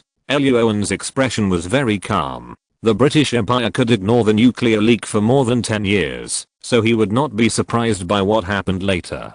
However, Roan thought of another thing and asked, "Caroline is still doing business in the British Empire. Is she okay?" Hearing Roan mention Caroline, Javari's vigilance was immediately raised, and he said in a serious tone, "I have many friends in the British Empire. Caroline's safety can be guaranteed. If it doesn't work, she can escape to continental Europe without going to the Federation." The last sentence made Roan roll his eyes. Mona took back the phone and asked, "Where did you get this information? Is it credible?" Hearing the voice turn back to Mona, Javari's tone became amiable again, and he smiled. "I bought this information from some agents and management of MI5 and MI6. After many comparisons, there is absolutely no problem. X2. There were too many loopholes in Javari's words. Roan and Mona were speechless. After chatting for a while, Mona took the initiative to hang up the phone. Javari. Putting away the phone, Mona took a sip of coffee, looked up at Eluowan and smiled. "It seems that there is no need to worry about this matter." Eluowan smiled, and just as he was about to speak, his phone suddenly rang. He pressed the answer button and heard Varian's voice. The content was that the special investigation team would be on vacation starting today. Holiday? Luoan hung up the phone, and Mona's eyes lit up and asked hurriedly, "How long?" Luoan's eyes flickered. Vereen's on the other end of the phone did not say the specific time, or Vereen's did not know. Considering the situation behind the photo, Luoan simply estimated the time and smiled. "Let's take a month first." "Great." Mona was excited, holding the coffee cup and quickly walked to the office area outside. "I'll tell them the good news now." "Okay." The door closed, and Luoan sat back in his office chair, stretched his waist, and turned on the computer. A new email popped up. After opening it and reading the content of the email, Luoan's mouth corners suddenly rose. There were quite a few words in the email, but the most eye-catching thing was undoubtedly the 7-digit number at the bottom right corner of the email. A total of $2,734,900. This $2 million was the proceeds from the previous nuclear warhead missing case, when the military asked Luoan to help deal with the security company. This money was essentially a hush money. The military hoped that the matter would end here, and Luoan did not want to have a conflict with the federal military, so he agreed to it. After taking over the security company, Luoan had no energy and no time, so it was naturally impossible to continue running it. He simply called John Rodriguez, the president of the California Mueller Group in the Villa District Girl Disappearance Case Chapter 343. President John agreed repeatedly and took care of the sale of the security company. In the end, the security company was sold at a price 10% higher than the market price. The money was deposited into the account provided by Luoan today. Another $2 million. After closing the computer page and looking at the text message sent by the bank, Luoan smiled and began to think about how to use the money next. Dang. An afternoon passed in the blink of an eye. Luoan was typing away on the keyboard playing games. While investigating the impact of games on work, there was a knock on the door of the team leader's office. Mona opened the door and stuck her head in. "Luoan, it's time to get off work." Luoan looked at the clock and found that it was indeed time to get off work. He quit the game and walked out of the office. He clapped his hands and smiled at the agents in the office area. "Everyone, tomorrow is the holiday. It doesn't matter if you all rest and have fun, but make sure the phone lines are unobstructed." "Understood." "No problem." Winslow, Lassie, and Michelle agreed together. After agreeing to go to the hospital to visit Chanel together tomorrow, they left the building one after another. Driving back to the villa, Luoan was about to go upstairs to change clothes, but Mona suddenly reached out and grabbed him. "Luoan, we need to talk." Chapter 698. Mona beats Luoan. Thursday, 6:30 p.m. in a 3-story villa in Northwest Washington, D.C. "We need to talk." In the living room, Roan's mouth twitched when he heard this, and he almost thought he had strayed into the world of the Flash. Suppressing his messy thoughts, Roan asked, "What to talk about?" Mona changed into slippers, and Mona pulled Roan to the center of the living room, pressed his shoulders, and made him sit on the sofa, and stood in front of the sofa, with her arms folded in front of her chest, looking down at Roan, and said seriously, "Let's talk about my task allocation, why I have been in the rear recently." Mona said that she had mostly been organizing and delivering information recently, and basically had not been to the front line. Listening to Mona talking about work, Roan's expression also became very serious, and he said with a serious face, "Mona, a team cannot be composed entirely of raiders, there must be support and logistics. Winslow's strength is second only to mine, and once there is an arrest operation, I will let him lead another action team." In addition to excellent fighting skills, Chenia's interrogation skills are also among the best in our investigation team, so most of the time she interrogates prisoners with me. Lass's disguise ability and field information investigation ability are needless to say. She can always get information from all kinds of strange channels. And Michelle, her strongest ability is not in the front line, but in logistics, processing documents, dealing with procedural work, and assisting all parties. She goes out less often than you. In terms of task allocation, Winslow, Chenia, and Lassie have never had any dissatisfaction. Roan's plan maximizes the ability and characteristics of each member, and the rewards in the later stage are also distributed equally. Michelle doesn't seem to have much work on the surface, but those who have worked in the rear understand how complicated logistics support work is. The people in the kitchen of a certain oriental country are all absolute elites. Michelle, who handles the rear of the special investigation team in an orderly manner, plays more like a housekeeper. It is no exaggeration to say that, if Lassie handles Michelle's work, the logistics support of the special investigation team will collapse immediately. Michelle's work is a great contribution that cannot be seen, but it is indispensable. Mona's ability is mainly on the computer. She has taken over more than 60% of the information sources of most cases. She sits in the center to coordinate information and be the brain of everyone. This is the role she should have. If Eluowen lets her go out and fight with the suspect, it would be a waste of talent.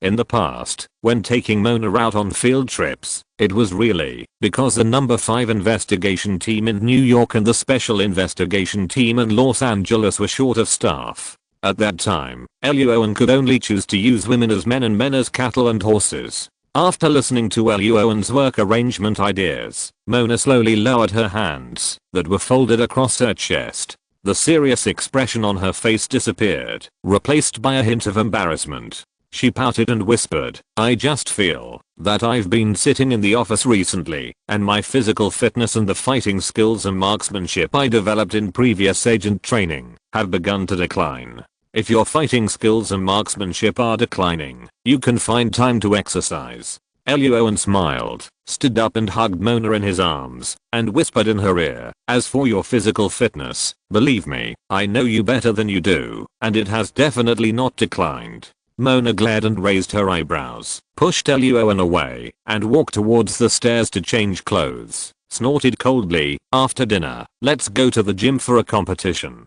I want to practice my fighting skills well, and you can't hold back." Eluowen smiled and selectively ignored Mona's last words. They went upstairs to the room to change clothes, and then started to make dinner. There were not many ingredients left in the villa, and it was not suitable to eat too much for dinner, so Eluowen simply made some steak, lamb chops, fried chicken, toast, grilled sausages, pancakes, fried eggs, waffles and pasta. Looking at the pile of food on the table, Mona's mouth twitched. "Eluowen, what are you doing?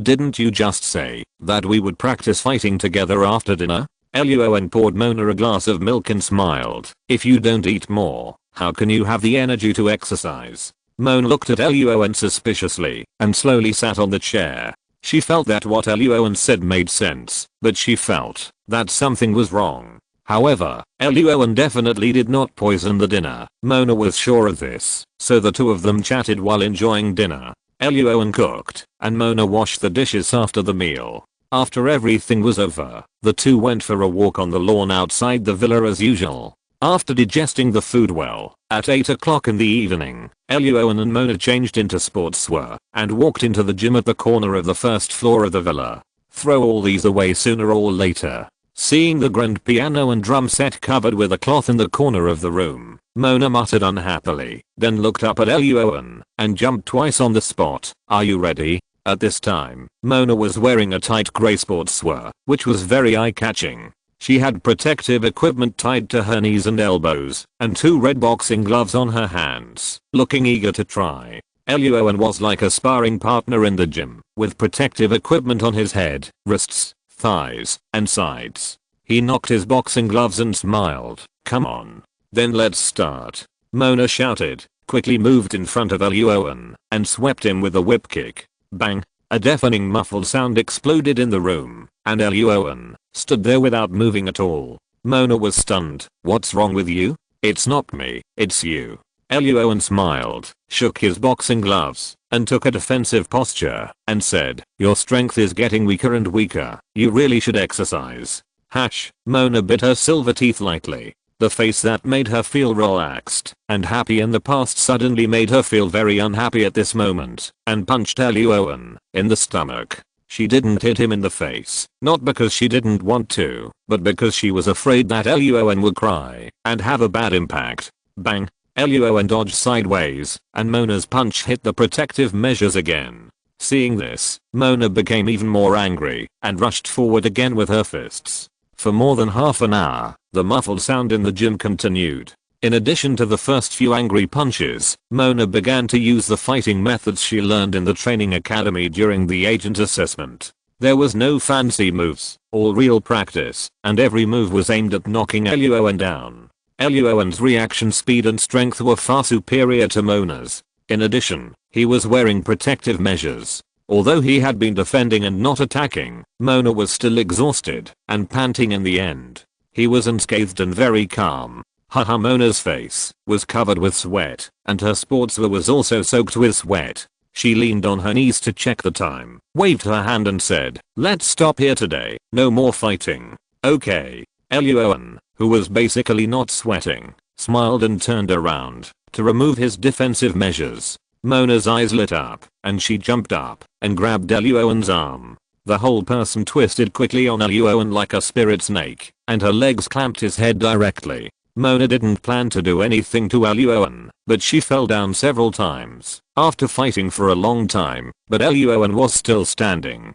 She was really unhappy and planned to make Eluowen fall down as well. This move of legs wrapped around the head is a variant of Brazilian Jiu-Jitsu, which is similar to the move used by Black Widow in the comics. The next step is to continue the inertia and swing backwards, knocking Eluowen down and kneeling on one knee. The moment her legs successfully clamped Eluowen's head, Mona raised the corners of her mouth, leaned back and twisted her slender waist into an exaggerated arc, and then froze here. Eluowen took a step back with his right foot to stabilize his body. His head was clamped, but it was not a big deal with the protection of the protective gear. He looked at Mona expressionlessly, and Mona showed an awkward smile. Just a joke. Eluowen didn't say anything, and just carried Mona out of the room. Mona's face was immediately full of panic. "Eluowen, what are you going to do? What do you think?" Eluowen, with a confused face, reached out and grabbed Mona's arm to stop her from running away.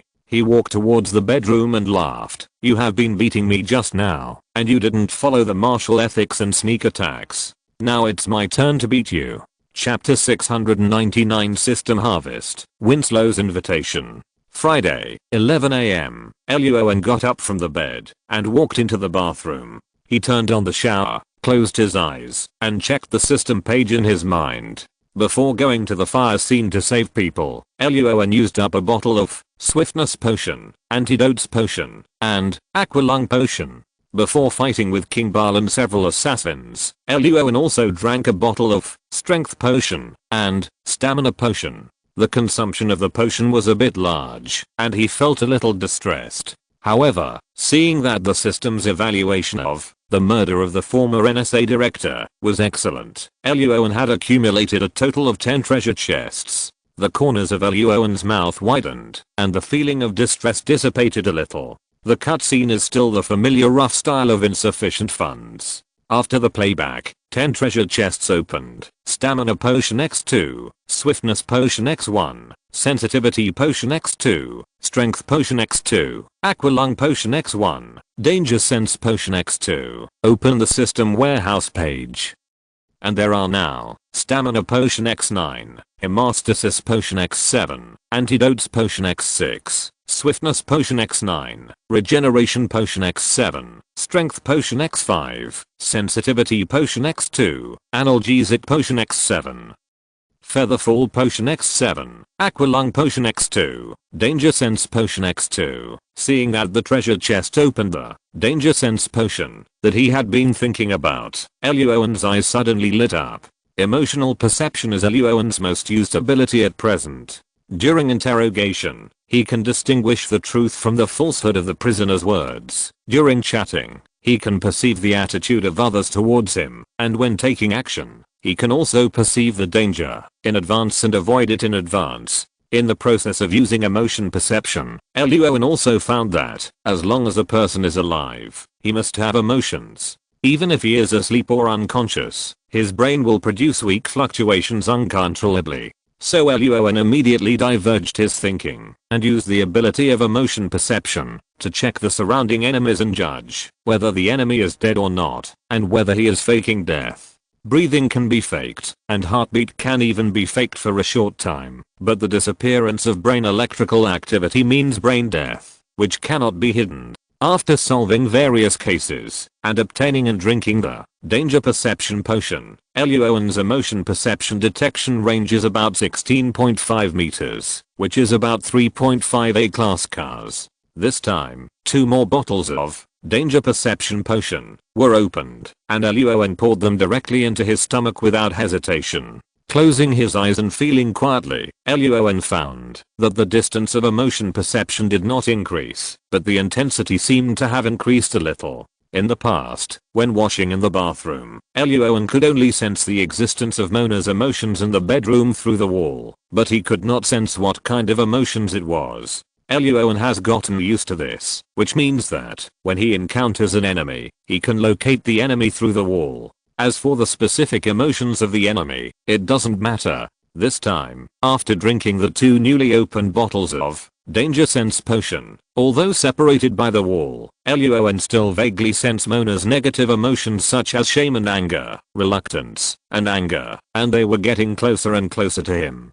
Getting closer and closer? Eluowen, who had changed into a bathrobe, suddenly opened his eyes. As soon as he turned around, Mona rushed into the bathroom, jumped up and pushed Eluowen directly to the ground. Reaching out to turn off the shower button, Eluowen lay in the water, looking at Mona sitting on him, with a helpless face. "What are you doing? What do you think?" At this time, Mona was only wearing a shirt of Eluowen on top of her underwear, and her white thighs were very eye-catching. Kneeling on Eluowen's lower abdomen, Mona grinned and showed her tiger teeth, and asked fiercely, "Did you do it on purpose last night?" Eluowen blinked. "Which posture are you talking about?" "Not this." Mona slapped Eluowen's arm hard, and asked with wide eyes, "I'm talking about last night's dinner. Did you make so much on purpose?" Mona's appetite is average, but Eluowen made a little more last night, so in order not to waste it, she ate a lot more than before. The result of eating more is that the physical time increases. Mona initially thought that Eluowen did this to give her more energy to compete in fighting and exercise her body. Just now, when she woke up in bed and saw that it was already 11 o'clock in the morning, Mona suddenly realized that she had played poker for a lot longer than before. In the past, she had no strength in the second half of the night, but last night the two of them had been tossing and turning until the early morning. Snap, she hit Eluowen's chest hard, and Mona looked down at Eluowen fiercely. "Tell me, did you do it on purpose?" Eluowen blinked. He had never thought of this method before. Mona's words gave him an idea. He shook his head and said, "No, really not, really not." Mona narrowed her eyes and looked at Eluowen doubtfully. Before she could continue speaking, Eluowen suddenly reached out and hugged her thighs and stood up from the ground. Bang! Mona was thrown directly onto the sink by Eluowen. Under the dim light, reflected by the mirror, Mona's legs were also grabbed by Eluowen and clamped at her side. Her eyelids twitched, and she raised her head. "Don't go too far, Eluowen." Eluowen chuckled. "Early in the morning, you threw me down without any reason. Who of us is more excessive?" Mona snorted. "What do you want?" "I think." Eluowen looked down at Mona, and Mona blushed and turned her eyes away unconsciously. Seeing this, Eluowen suddenly chuckled, let go of Mona's thighs, and walked out of the bathroom, saying, "You make lunch later, and you wash the dishes." After a whole night of hard work, Eluowen still understood the principle of too much is as bad as too little. He has the stamina potion to continue, but Mona needs to rest. At least she needs to drink some water. Seeing Eluowen's back without turning his head, Mona's pretty face, which had originally turned slightly red, suddenly turned dark, and she gritted her teeth and shouted, "Eluowen!" Roan did not respond, and quickly ran back to the leftmost bedroom to change clothes. Roan and Mona still sleep in separate rooms according to the rules, and each has their own bedroom. But rules are meant to be broken, and the bed in this bedroom is still in the same place, but Roan, who has grown legs, stays out every night, and has not been with it for a long time. Bed. Saturday and Sunday were quickly spent in Roan and Mona's play and fighting. On Sunday night, Roan originally planned to go to a high-end restaurant with Mona to taste the special dishes. While looking for clothes, the two suddenly received a call from Winslow, who invited everyone in the special investigation team to his home. They were all acquaintances, and after a brief chat, Roan, Mona, Chanel, Lassie, and Michelle walked into the living room together, and then everyone saw a little boy and a very tall woman in the living room. It was Winslow's son Jimmy, and Winslow's ex-wife Lanita. "Good evening." "Good evening." Lanita held Jimmy in her arms, and greeted Roan and the others with a smile. After a few pleasantries, Lanita, Mona and the other girls gathered together to chat, while Winslow held Jimmy, and walked aside to chat with Roan. During the chat, as Roan was surprised, Winslow had already discussed with Lanita that they were going to remarry. This kind of thing is normal in the Federation, and Roan did not ask too much. While the two were chatting, little Jimmy suddenly looked up and asked, "Dad, can I attend your wedding with Mom this time?" Winslow smiled and nodded. Roan raised the corner of his mouth and asked, "Jimmy, why didn't you attend when Dad and Mom got married for the first time?" Jimmy blinked. "They didn't notify me." Winslow. Chapter 700 Political Correctness, Consultant. A week later, in a church in Washington, D.C., Winslow and Lanita did not invite too many guests after their remarriage. In addition to the special investigation team, they only invited some relatives and friends who were close to them and had time to attend. There were not many people, and less than half of the church was full. Under the priest's presidency, Winslow and Lanita kissed each other again. Applause rang out in the church. Jimmy, who was wearing a mini-suit, stood aside and clapped his hands vigorously. After the ceremony, everyone started chatting and eating. During the conversation, several men and women came to Luon one after another with wine glasses. "Hello, Team Leader Luon. I'm Agent Tony from the number 3 investigation team."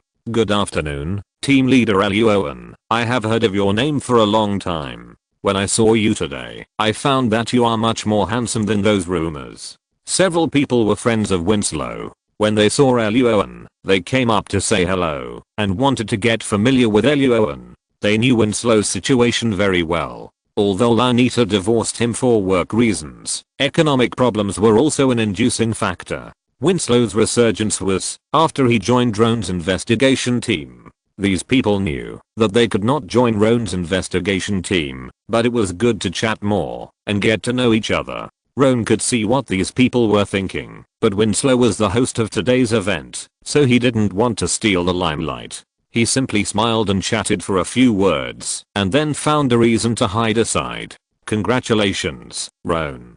In a corner of the lawn outside the church, Lassie was chatting with someone. When she saw Roan coming over, she apologized to the man and came to Roan, saying with a smile, "Now you have become a big shot in the eyes of others." Roan laughed and didn't say much about this matter. He asked, "At the end of the ceremony just now, I noticed that your face looked a little strange. What's wrong?" When the priest announced that Winslow and Lanita could hug and kiss each other, Roan applauded and glanced around casually. He found that, although Lassie was also applauding, the expression on her face was very lonely. Roan knew that Lassie and Winslow were comrades, colleagues, and brothers, and that she and Lanita were just friends. There was no emotional issue between the three of them, so he needed to understand the reason why Lassie was lonely. Hearing Roan's words, Lassie smiled bitterly, took a sip from the wine glass, and whispered, "You know, I'm a lesbian and can't get married." Roan frowned slightly and whispered, "I remember that the Massachusetts Supreme Court has ruled that according to the federal constitution, homosexuals can organize nominal families and enjoy completely equal marriage rights. You can go to that state to get married." This happened in 2004, and Massachusetts became the first state in the Federation to allow legal same-sex marriage. "No, I'm not just talking about that piece of paper, but also about the wedding."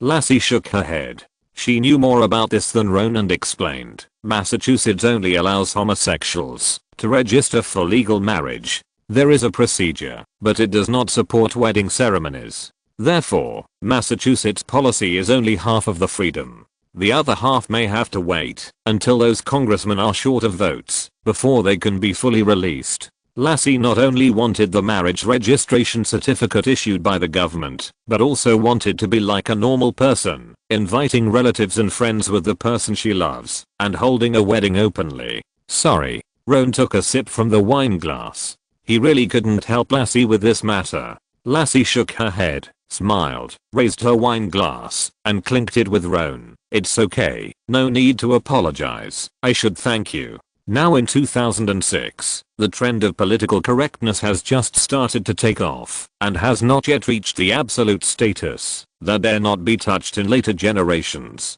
As a lesbian, Lassie is still hated by many people, and there has always been a lot of gossip about her behind the scenes in the FBI. Roan's investigation team not only did not discriminate against her, but also treated her as a normal person. They even received equal pay for equal work and fair distribution afterwards. The term equal pay for equal work sounds natural, but it is an indisputable fact that female federal workers have a lower status than male workers and are paid less, and the FBI is no exception. Roan smiled and clinked glasses with Lassie. He had no good or bad feelings towards the homosexual community. He simply treated it with a normal heart. As long as it did not interfere with his normal life, everything was fine. In addition, in some ways, Lassie's orientation was also good for the special investigation team. Because there were no black people in Roan's special investigation team, this would be absolutely politically incorrect in a few years. Lassie's lesbian identity could save a lot of trouble for the special investigation team. After all, she was the first among the LGBTQ+ people. Just as Roan and Lassie were chatting, Michelle suddenly came over from a distance and whispered, "Roan, someone is looking for you." "Who?" "Very enough." 3 minutes later, Roan found a familiar car on the side of the road on the side of the church and immediately opened the passenger door and got in. The person in the driver's seat was Vereen's. She still wore heavy makeup today, but it was not as sharp as before, and it was a little softer. However, Luan saw the dark circles under the heavy makeup that Vereen's tried to hide. He smiled and nodded, and said with a little concern, "Good afternoon, sir. You should pay more attention to rest. Your health is the most important." "I'm fine." Vereen's raised the corners of her mouth slightly, and a barely noticeable smile flashed in her eyes. Without any nonsense, she handed Luan a sealed document and said, "Sophia's matter has been dealt with. Your investigation team has worked very hard on this case. Continue during the holiday and we will talk about it when we are at work." "Okay, sir." Luan smiled and nodded. Without asking Vereen's what the specific situation of dealing with was, he raised his hand and opened the sealed file bag. There was not much in the file bag, only a few sheets of paper. Luan took them out and examined them carefully. Vereen's explained, "The first one is the employment letter of Abato Oil Company. Luan, you are hired as a consultant by this company. The annual salary is at the bottom of the file." The second one is the invitation letter to the President's White House press conference dinner. "You can sell this invitation letter." Looking at the annual salary of $800,000 at the bottom of the first file, Luan's eyes lit up. He knew that Abato Oil Company was one of the subsidiaries of the oil company founded by the current president when he was young. When the current president established that oil company, he was on the verge of bankruptcy. In the end, with his unremitting efforts and the president's father, he successfully turned losses into profits. He sold 10% of the shares of a company with total assets of less than $400,000 for $1 million. So there is no corruption in the Federation. Everything is a legal business transaction and a legal political donation. The position of consultant is magical. You can manage everything or not manage everything. Luan instantly understood that this was the hush money paid by the person in the White House. $800,000 a year is not a small amount. Luan turned his eyes to the second invitation to the White House Correspondents' Dinner and then looked at Vereen's in confusion. Vereen's did not explain much, but just said, "Your invitation is platinum. Anyone who gets a platinum invitation will sell it, without exception." Luan nodded in understanding. This was another rule that was not convenient to say out loud. He understood. After a brief conversation, Vereen's drove away. Luan had just returned to the lawn when Lassie suddenly came over and whispered, "Luan, someone is looking for you." "Who is it again?" End of this chapter. Thank you very much for reaching the end. Don't forget to like. Looking for more exclusive content and immediate access? Subscribe to our Patreon. Remember, every like, subscription, or donation encourages us to continue. Thanks to everyone. See you in the next video.